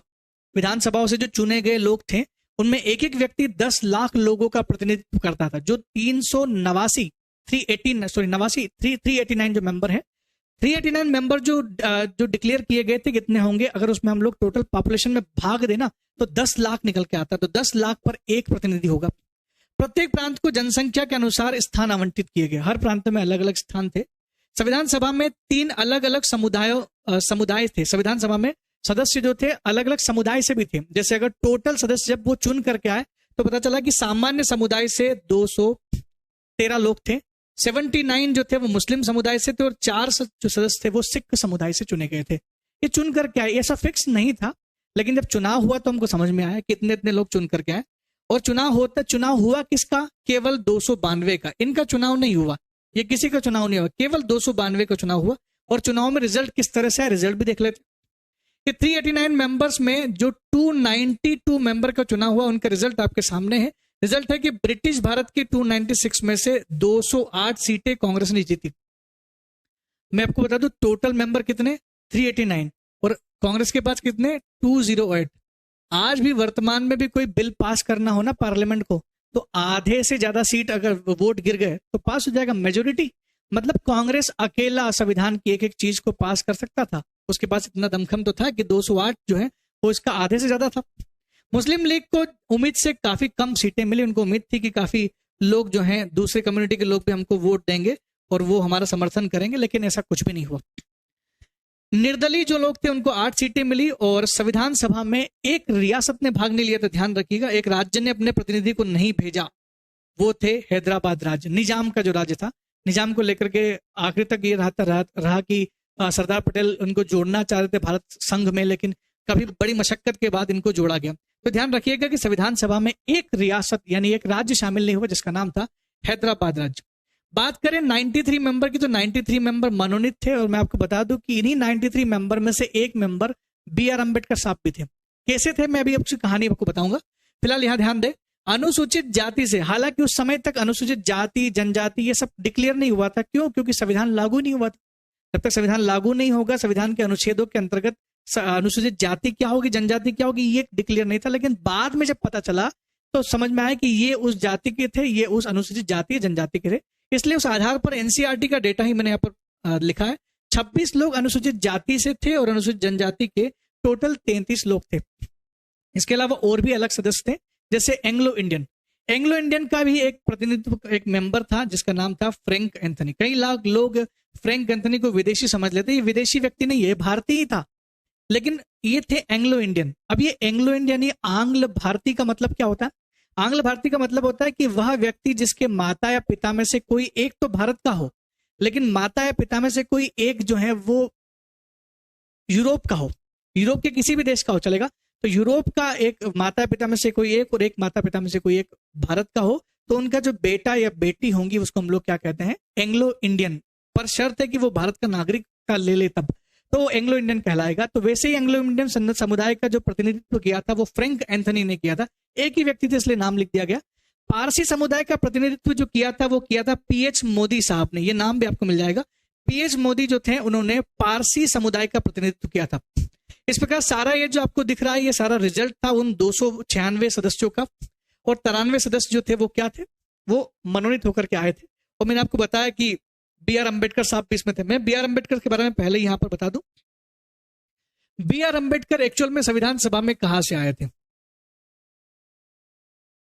सबसे पहले बी आर अम्बेडकर साहब बंबई से चुनाव लड़े। उनकी वो कांग्रेस के कभी शुरुआती मेंबर नहीं थे, शुरुआत में वो अपनी एक party SC ST frontier party थी, उससे चुनाव लड़े बंबई में। लेकिन बंबई में एक उनके सामने प्रतिनिधि जो प्रतिद्वंदी था वो काफी कांग्रेस की पार्टी से या कोई बड़ी पार्टी से रहे, इस वजह से वो चुनाव हार जाते हैं। बी आर अम्बेडकर संविधान सभा में आने के लिए जो चुनाव लड़ते हैं, क्योंकि आम आदमी वोट नहीं कर रहा ना, उसमें तो प्रांतों के विधायक वोट कर रहे थे, इसलिए वहां पर बी आर अम्बेडकर हार जाते हैं। लेकिन बी आर अम्बेडकर जब बंबई से हार गए तो बाद में बंगाल की एक रियासत थी, समझना अभी तक क्वेश्चन नहीं आया लेकिन आ सकता है। बंगाल की एक रियासत थी जिसका नाम था जयसुरा।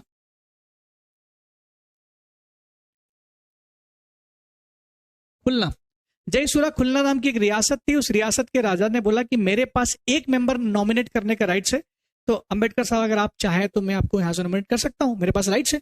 तो इसलिए बी आर अम्बेडकर को बंगाल के जयसुर खुलना रियासत से नॉमिनेट करके भेजा गया। लेकिन 15 अगस्त 1947 को देश आजाद हो जाता है और जयसुर खुलना जो है वो पाकिस्तान में चला जाता है। अब बी आर अम्बेडकर साहब की सीट पाकिस्तान चली गई, तो बी आर अम्बेडकर साहब फिर संविधान सभा से वंचित रह गए। लेकिन बी एन राव नाम के एक व्यक्ति थे जो संविधान सभा के सलाहकार थे, उनके रिक्वेस्ट करने पर, और शायद कहीं ऐसा जिक्र मिलता है कि क्लीमेंट एटली साहब ने भी इस बात पर जोर दिया कि बी आर अम्बेडकर साहब को आप संविधान सभा में जोड़े। तो बाद में संविधान सभा में जोड़ने के लिए खुद कांग्रेस ने बी आर अम्बेडकर साहब को कांग्रेस की सदस्यता दी और उनको कांग्रेस में सदस्य बनाया गया। और बंबई से, जहां वो पहले हारे थे, बंबई में पुणे के पास में कोई सीट है, बंबई से पुणे के आसपास की कोई सीट है जहां पर एक व्यक्ति थे जिनका नाम था M.R. जयकर। M.R. जयकर साहब नाम के व्यक्ति जो थे, इन्होंने बी आर अम्बेडकर के लिए अपनी सीट छोड़ दी। त्याग किया कि सीट का, क्योंकि उनको पता था कि ये कितने महत्वपूर्ण है और कितना महत्व रखते हैं संविधान सभा में।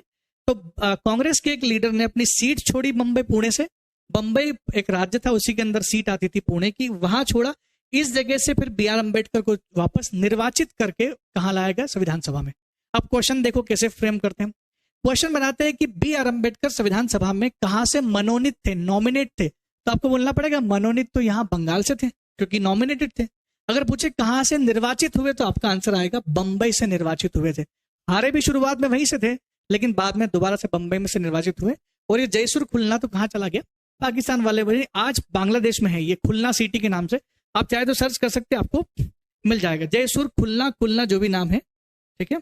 तो नाम को लेकर के संशय मत बनाइए, जयसुर खुलना या जयसुर खुलना जो भी, खुलना सिटी काफी फेमस है वहां पर।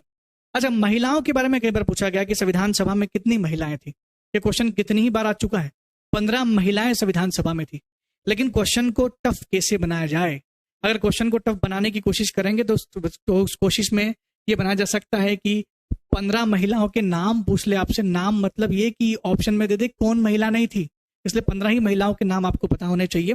मैंने सारे नाम डाल दिए हैं, आप एक एक बार नाम आराम से पढ़ लें। आपकी PDF में सारे नाम दिए गए हैं, इसमें से कुछ तो बहुत इंपॉर्टेंट नाम है, जैसे राजकुमारी अमृत कौर, हंसा मेहता, एजाज रसूल, सुचिता कृपलानी और पूर्णिमा बनर्जी, कमला चौधरी और मालती चौधरी, सरोजनी नायडू, विजय लक्ष्मी पंडित। ये इतने बड़े बड़े नाम है कि इतिहास में आपने कहीं ना कहीं इनके नाम जरूर सुने होंगे। तो बिल्कुल इनको एक बार आप ये रीडिंग मार ले, क्योंकि मेरे ख्याल से आना चाहिए। ये 15 महिलाएं जो थी ये संविधान सभा में चुन करके उस समय आई थी। लेकिन एक और चीज मैं आपको बता दूं कि जिस दिन भारतीय संविधान का अंतिम दिन, यानी भारतीय संविधान जिस दिन कंप्लीट हो चुका था, यानी 26 नवंबर 1949 को जब साइन करने की बारी आई तो 284 लोगों ने साइन किया था, और 284 लोगों में 12 महिलाओं की साइन थे। तो 12 महिला उस समय तक रही थी। बात करें अब, जैसे हमने कैबिनेट में, अब तो हमने पूरा पढ़ लिया कि संविधान सभा कैसे बनी होगी, क्या होगा क्या नहीं होगा। तो कैबिनेट मिशन के बारे में मेंस में क्वेश्चन क्या बन सकता है, मुझे लगता है एक क्वेश्चन ये बनना चाहिए कि कैबिनेट मिशन का उद्देश्य क्या था। कैबिनेट मिशन का उद्देश्य क्या था? पहला उद्देश्य भारत के लिए एक संविधान निर्माण के संबंध में भारतीय नेताओं के साथ एक समझौता प्राप्त करना, मतलब भारतीय नेताओं के साथ समझौता करके संविधान सभा का निर्माण करना, ये एक उसका उद्देश्य था। दूसरा, संविधान बनाने वाली संविधान संस्था यानी संविधान सभा का खाफा तैयार करना। वो खाफा मतलब ब्लूप्रिंट, 389 में से कितने लोग कहां से आएंगे, ये सब भी उसका उद्देश्य था। प्रमुख भारतीय दलों के समर्थन से कार्यकारी परिषद की स्थापना करना, इसे हम लोग अंतरिम सरकार भी बोल सकते हैं कि रिस्पॉन्सिबल गवर्नमेंट, अंतरिम सरकार बनाई गई थी। यानी हम आपको आजाद कर देंगे तो तुरंत तो संविधान बनेगा नहीं, देश को संभालेगा कौन? कोई रिस्पॉन्सिबल उत्तरदायी सरकार होनी चाहिए। तो उत्तरदायी सरकार जो है यहाँ पर आपको देखने को मिलती है। ठीक है, आगे बात करते हैं। एक और क्वेश्चन जो मुझे लगता है कि मेंस में अभी तक नहीं पूछा गया, लेकिन हो सकता है पूछ ले आपसे, 5 नंबर में तो पूछा जा सकता है। कैबिनेट मिशन क्यों फेल हो गया? कैबिनेट मिशन फेल इसलिए हो गया क्योंकि कांग्रेस चाहती थी कि सेंटर मजबूत बने। बहुत बड़ा था ये मिशन, इसलिए सारी बातें यहां पर कहना जो है पॉसिबल नहीं कि इतना बड़ा स्टोरी खोल के रख दे। लेकिन मैं आपको बता दूं कि कैबिनेट मिशन में ये बोला गया था कि प्रांतों को पावर ज्यादा दे दी गई थी, जबकि केंद्र जो है वो कुछ ही मामलों में, दिल्ली सरकार के पास केवल रक्षा का मामला दे दिया गया था, सूचना प्रसारण का मामला दे दिया गया था, विदेश मामले, 3 मामले दिए गए थे, सूचना प्रसारण, रक्षा, विदेश। इनसे क्या होता है? देश का पावरफुल तो सेंटर होना चाहिए ना। तो इसलिए ये कांग्रेस पार्टी मजबूत केंद्र और प्रांतों के लिए न्यूनतम शक्ति चाहती थी, जो कि कैबिनेट मिशन में नहीं था। मुस्लिम लीग मुसलमानों के लिए मजबूत राजनीतिक सुरक्षा चाहती थी और वो विधानमंडलों में उनने एक मुस्लिम लीग के लिए तो वैसे भी 14 सूत्री जिन्ना का कार्यक्रम पढ़ लेना, आपको समझ में आ जाएगा। 1929 में जिन्ना साहब ने 14 सूत्री कार्यक्रम दे दिया था। उन्होंने बोला था कि हर एक विधानसभा में, हर एक प्रांतों में मुस्लिमों के लिए इतनी सीट फिक्स होना चाहिए। तो वो भी सही नहीं था। तो मुस्लिम लीग भी नहीं चाहती थी कि जो इन्होंने दिया है वो हमें नहीं, हमें मुस्लिमों के लिए एक पावरफुल राजनीतिक सुरक्षा चाहिए, क्योंकि उनको समझ में आ गया था कि सब कैबिनेट मिशन में कांग्रेस का ही बोलबाला है, तो फिर मुस्लिम लीग कैसे अपना आइडेंटिटी को प्रूव करेगी। और लगातार ये राग आलाप ही रहे थे जिन्ना साहब की, नहीं हमें तो पृथक संविधान चाहिए, पृथक देश चाहिए पाकिस्तान, हम संविधान अपने हिसाब से बना लेंगे। और उनका मूड बिल्कुल भी लोकतांत्रिक संविधान बनाने की तरफ नहीं था। शुरुआत से उनके दिमाग में शरीयत लॉ पर बेस्ड एक संविधान बनाने की वो सोच रहे थे, और आखिरकार बाद में पाकिस्तान ने वैसा बनाया भी। चूंकि दोनों पक्षों के बीच कई वैचारिक मतभेद थे, मुस्लिम लीग और कांग्रेस के बीच में वैचारिक मतभेद बहुत ज्यादा थे। कुछ मुद्दों पर मुस्लिम लीग नहीं चाहती थी कांग्रेस की बातों का समर्थन करना, और कुछ मुद्दों पर कांग्रेस भी नहीं चाहता था कि मुस्लिम लीग की उन बातों का समर्थन करें। और मैं आपको बता दूं कि इसमें आगे जिक्र भी होता है कि Sardar Patel was the first Indian, Sardar Patel पहले भारतीय व्यक्ति थे जिनको ये लगा था कि ये जो सांप्रदायिक दंगे मुस्लिम लीग ने कार्रवाई शुरू कर दी थी 1946 में, उसका नाम था सीधी कार्रवाई दिवस। 1946 में मुस्लिम लीग ने इसको नकारते हुए अगस्त 1946 में दंगा भड़काना शुरू कर दिया था भारत में। तब सरदार पटेल को यह महसूस हुआ था कि भारत का विभाजन ही एकमात्र तरीका है इस सांप्रदायिक दंगे को रोकने के लिए। हो सकता है ये क्वेश्चन आ जाए कि प्रथम भारतीय कौन था जिसके मन में विचार आया था कि भारत का विभाजन ही सांप्रदायिक दंगों को समस्या से निदान का एकमात्र कारण है, और वो सरदार पटेल साहब थे। इसलिए कैबिनेट मिशन ने मई 1946 में अपने प्रस्ताव पेश किए, और फिर जून में फिर उसको कुछ बदल दिया गया। और जवाहरलाल नेहरू ने भी घोषणा करते हुए कहा कि हम कैबिनेट मिशन की सारी मांगों को नहीं मानते, हम कैबिनेट मिशन की केवल संविधान सभा जो बनाने की जो बात कही थी उन्होंने 389, इस बात को स्वीकार करते हैं। जब कैबिनेट मिशन की सारी बातों को कैंसिल कर दिया था, कैबिनेट मिशन ने क्या कर दिया था, आपने देखा भी होगा कि मध्य प्रदेश का पुनर्गठन आप पढ़ेंगे, वहां पर आपने ABCD ये कैटेगरीज कर दिया गया था। राज्यों को वर्गीकरण कर दिया था, कैबिनेट मिशन में भी राज्यों को 3 अलग अलग भागों में बांट दिया गया था। इसी वजह से इस भारत का ये 3 भागों में बांटना कांग्रेस को नहीं पसंद था, और इसी वजह से कैबिनेट मिशन फेल हो गया। तो ध्यान रखिएगा कि कैबिनेट मिशन के फेल होने का मुख्य कारण मुस्लिम लीग और कांग्रेस के बीच में कई मुद्दों पर वैचारिक मतभेद था। आइए अब कुछ फैक्चुअल जानकारी की बात कर लेते हैं कि मुस्लिम लीग की हमारी जो संविधान सभा थी इसकी पहली बैठक कब आयोजित की गई। 9 दिसंबर 1946 को पहली बैठक का आयोजन किया गया। ये बहुत बेसिक क्वेश्चन है, आ चुका है। और पहली बैठक में 211 लोग ही प्रस्तुत हुए थे, आपको पता होना चाहिए। और उसी पहली बैठक में सबसे वृद्ध व्यक्ति, सबसे उम्रदराज व्यक्ति जिनका नाम था सच्चिदानंद सिन्हा। सच्चिदानंद सिन्हा को, फ्रांस में एक रूल चलता है दोस्तों की जो सबसे ज्यादा उम्र का व्यक्ति होगा उसको जो है लीड का करने का एक ऑफर दिया जाता है कि सर आप पहली मीटिंग को आप संभालिए। इसलिए सच्चिदानंद सिन्हा ने पहली मीटिंग को संभाला और अध्यक्षता की, लेकिन वो अस्थायी अध्यक्ष थे। लेकिन एक और कमाल की बात मैं आपको बताना चाहूंगा कि सत्येंद्र, ये जो सच्चिदानंद सिन्हा साहब जो थे, ये वरिष्ठ ही नहीं, ये बहुत पुराने व्यक्ति हैं, कमाल के आदमी हैं ये। और ये 1885 में, आपको याद हो ना हो, भारत में इंडियन नेशनल कांग्रेस की स्थापना हुई थी। भारतीय राष्ट्रीय कांग्रेस की स्थापना 1885 में हुई थी। 1885 की पहली बैठक में केवल 72 लोग आए थे, 72 लोग शामिल हुए थे, और उन्हीं 72 व्यक्तियों में एक व्यक्ति सच्चिदानंद सिन्हा भी थे। संविधान सभा की पहली बैठक, कांग्रेस की पहली बैठक, दोनों में एक ही व्यक्ति कॉमन था, वो थे सच्चिदानंद सिन्हा साहब। और एक और कमाल की बात मैं आपको बता दूं कि 26 नवंबर 1949, जिस दिन संविधान को हमने पास कर दिया था, पारित कर दिया था, आखिरी मीटिंग थी, वो पास हो गया था, लागू तो 26 जनवरी को हुआ था, लेकिन 26 नवंबर 1949 को, जिस दिन हम संविधान दिवस मनाते हैं, 284 लोगों ने हस्ताक्षर किए। तब पहला साइन राजेंद्र प्रसाद का था, और उन 284 में से आखिरी साइन जो है वो सच्चिदानंद सिन्हा का ही मिलता है। तो ये भाई साहब बनने से लेकर के आखिरी तक रहे। इसका मतलब बोलते ना कि बड़े बूढ़ों का जो साया, जो छत्र छाया होती है, वो उसमें अच्छा ही काम होता है। शायद इसी वजह से इनके सानिध्य में पूरा भारत का संविधान बहुत अच्छा बनाया गया था। विधानसभा अस्थायी अध्यक्ष के रूप में निर्वाचित किया गया। देखिए, जो हमारी जो संविधान सभा, क्षमा करें थोड़ा सा यहाँ पर कंफ्यूजन हो गया, संविधान सभा जो थी उसमें जो सदस्य थे, संविधान सभा में जो सदस्य थे वो अस्थायी मतलब अप्रत्यक्ष चुनाव से चुने गए थे। लेकिन एक और बात बताऊंगी, जो अस्थायी जो अध्यक्ष थे, इनको पहली मीटिंग के लिए बनाया गया था केवल, बाद में दूसरी मीटिंग में तो स्थायी अध्यक्ष आ चुके थे, उसको मैं आगे बता देता हूं आपको। राजेंद्र प्रसाद साहब को स्थायी अध्यक्ष बनाया गया था दूसरी मीटिंग में, और दूसरी मीटिंग कब हुई थी? 2 दिन बाद, 11 दिसंबर 1946 को दूसरी मीटिंग का आयोजन किया गया और राजेंद्र प्रसाद को अस्थायी अध्यक्ष बना दिया गया। मैं और नाम लिख देता हूं यहाँ पर कि 2 और लोग थे। एक व्यक्ति का नाम था जिसका नाम था एच.सी. मुखर्जी, जो कि उपाध्यक्ष थे। एच.सी. मुखर्जी का नाम भी आप नोट डाउन कर सकते हैं। एच.सी. मुखर्जी जो थे ये उपाध्यक्ष थे उस समिति के, यानी संविधान सभा के, और एक और उपाध्यक्ष बनाए गए थे जिनका नाम था वी.टी. कृष्णमाचारी। ये भी ध्यान रखना, वी.टी. कृष्णमाचारी। ड्राफ्टिंग कमेटी यानी प्रारूप समिति में एक और व्यक्ति का नाम आता है जिसका नाम था टी.टी. कृष्णमाचारी। ये वी.टी. कृष्णमाचारी है, वो टी.टी. कृष्णमाचारी, तो कंफ्यूजन हो जाता है कभी कभार नाम को लेकर के। एक व्यक्ति थे जिनका नाम था बी.एन. राव, बेनेगल नरसिम्हन राव। इनको बनाया गया था संविधान सभा का संवैधानिक सलाहकार। कुछ जगह पे लिखता है कि प्रारूप समिति का संवैधानिक सलाहकार। ये एक एडवाइजर का काम करते थे। 2014 के एमपीपीएससी के मेंस में 3 नंबर में क्वेश्चन पूछा गया था कि संविधान सभा के संवैधानिक सलाहकार कौन थे? बी.एन. राव साहब थे। लेकिन मैं आपको बता दूं, ये मेंबर नहीं थे संविधान सभा के। बी.एन. राव संविधान सभा के मेंबर नहीं थे, लेकिन फिर भी ये, इनको दुनिया के कई संविधान को पढ़ने के लिए विशेषज्ञता हासिल थी, इस वजह से इनको बुलाया गया था, विशेषकर कि भारत के संविधान में आपके योगदान की जरूरत है। मैं आपको बता दूं, बी.एन. राव भारत की तरफ से इंटरनेशनल कोर्ट ऑफ जस्टिस में बनने वाले पहले भारतीय जज थे, इसलिए ये जाने माने व्यक्ति थे, इनको काफी नॉलेज था।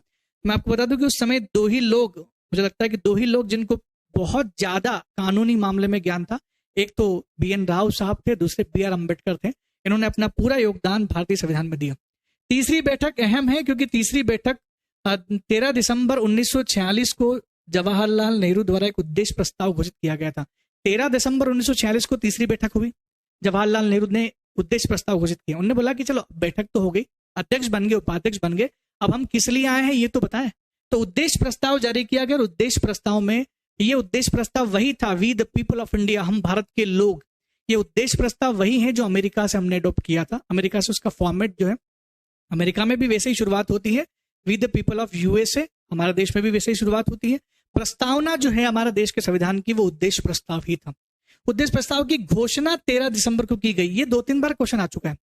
बैठक तीसरी, लेकिन संविधान सभा के कौन से दिन की बैठक पूछेंगे तो ये 5वां दिन चल रहा है दोस्तों, ध्यान रखना। 2021 में पूछा गया क्वेश्चन था, 5वां दिन आंसर दे दिया गया था। तो जो बाद में संविधान सभा की प्रस्तावना बनी, मैं आपको बता चुका हूं। एक और चीज जो है कि ये घोषणा हुई थी, इसको एक्सेप्ट नहीं किया था अभी, इसको एक्सेप्ट बाद में किया जाता, उसकी तारीख भी मैंने लिख दी गई है। 22 जनवरी 1947 को संविधान सभा के उद्देश्य प्रस्ताव को संविधान सभा ने ही एक्सेप्ट कर लिया था कि ठीक है यही हमारा उद्देश्य प्रस्ताव होगा। बाद में चल के प्रस्तावना भी बना। इस प्रकार संविधान को बनाने में कब से 9 दिसंबर से लेकर के 1946 से लेकर के 26 नवंबर 1949 ये पूरा दिन जोड़ोगे तो आपको मिलेगा 2 साल 11 महीने 18 दिन का समय लगा। तो ये आखिरी डेट आ चुकी थी 26 नवंबर 1949। इस दिन हमारे देश का संविधान क्या कर लिया गया, पारित हो गया था, पास्ड हो गया था, अंगीकृत कर लिया गया, अंगीकृत कर लिया गया, अधिनियमित कर लिया गया, बहुत सारे शब्द आते हैं इसमें, अधिनियमित कर लिया गया, आत्मार्पित कर लिया गया। तो भारतीय संविधान को इसी दिन, केवल एक चीज नहीं हुई थी इस दिन संविधान लागू नहीं हुआ था, बाकी सब चीजें हो चुकी थी। ठीक है, तो ध्यान रखना इसी दिन 284 लोगों ने साइन किए थे, ये भी नोट डाउन कर लेना। पहला साइन राजेंद्र प्रसाद का था, आखिरी साइन सच्चिदानंद सिन्हा का था, ये बता चुका हूं मैं। अब एक छोटा सा मेंस का क्वेश्चन यहां पर भी बनता है कि उद्देश्य प्रस्ताव के मुख्य बिंदु क्या क्या है। उद्देश्य प्रस्ताव के मुख्य बिंदु है कि नंबर 1, वह भारत एक स्वतंत्र संप्रभु गणतंत्र भारत बनाना चाहते थे। उद्देश्य प्रस्ताव में लिखा था कि हम लोग भारत को स्वतंत्र संप्रभु और एक गणतंत्र देश बनाएंगे। दूसरा, एक लोकतांत्रिक देश होगा भारत को एक डेमोक्रेसी बनाएंगे। तीसरा, सभी नागरिकों के लिए न्याय, समानता और स्वतंत्रता सुनिश्चित करना। आप उद्देश्य का पढ़ोगे ना जब प्रस्तावना, तो सारे शब्द वहीं लिखे गए हैं। अल्पसंख्यक जनजाति और दलितों के लिए अलग से, हितों के संरक्षण के लिए अलग से जो है संविधान में हम व्यवस्था करेंगे, सुरक्षा प्रदान करेंगे। विश्व शांति और समस्त मानव जाति के कल्याण के लिए यह संविधान काम करेगा। तो ऐसा संविधान बनाएंगे जो देश को संप्रभु, देश को लोकतांत्रिक और गणतंत्रात्मक बनाएंगे। 26 नवंबर की तो बात कर चुका हूं मैं। 1949 को भारत का संविधान अपनाया गया। भारत के संविधान की शुरुआत यानी लागू कब हुआ, 26 जनवरी 1950 को हुआ, ये आपको पता होना चाहिए। लेकिन ये ध्यान रखिए, ये 15 आर्टिकल के नाम मैंने ऑलरेडी मेंशन कर दिए हैं। 26 नवंबर 1949 को 15 आर्टिकल ऑटोमेटिकली लागू हो चुके थे। और ये आर्टिकल कौन सा है? आर्टिकल नंबर 394 में लिखा गया है कि ये 15 आर्टिकल लागू हो जाएंगे। कौन कौन से आर्टिकल? 5, 6, 7, 8, 9, 60, 324, 366, 367, 389, 80, 88, 91, 92, 93 और 394 में तो खुद ही कहा कि ये सारे आर्टिकल लागू होंगे। तो 15 लगभग आर्टिकल 26 नवंबर 1949 को लागू हुए थे। संविधान सभा की आलोचना की बात कर लेते हैं। एक क्वेश्चन यहां पर मेंस में बनना चाहिए, संविधान सभा की आलोचना। संविधान सभा की आलोचना के बारे में बोलते, कई लोग बोलते हैं कि सार्वभौमिक वयस्क मताधिकार के आधार पर नहीं आया था। आपने पढ़ा ना अभी कि संविधान सभा के जो 292 मेंबर थे वो चुने गए थे, वो भी प्रांतीय सदस्यों के द्वारा। 93 मेंबर नॉमिनेटेड थे, 4 चीफ कमिश्नर थे। तो सीधा मतलब है कि जनता ने किसको चुना था? जनता ने किसी को नहीं चुना था। इस वजह से इसको बोला गया कि ये सार्वभौमिक वयस्क मताधिकार के द्वारा नहीं चुने गए थे।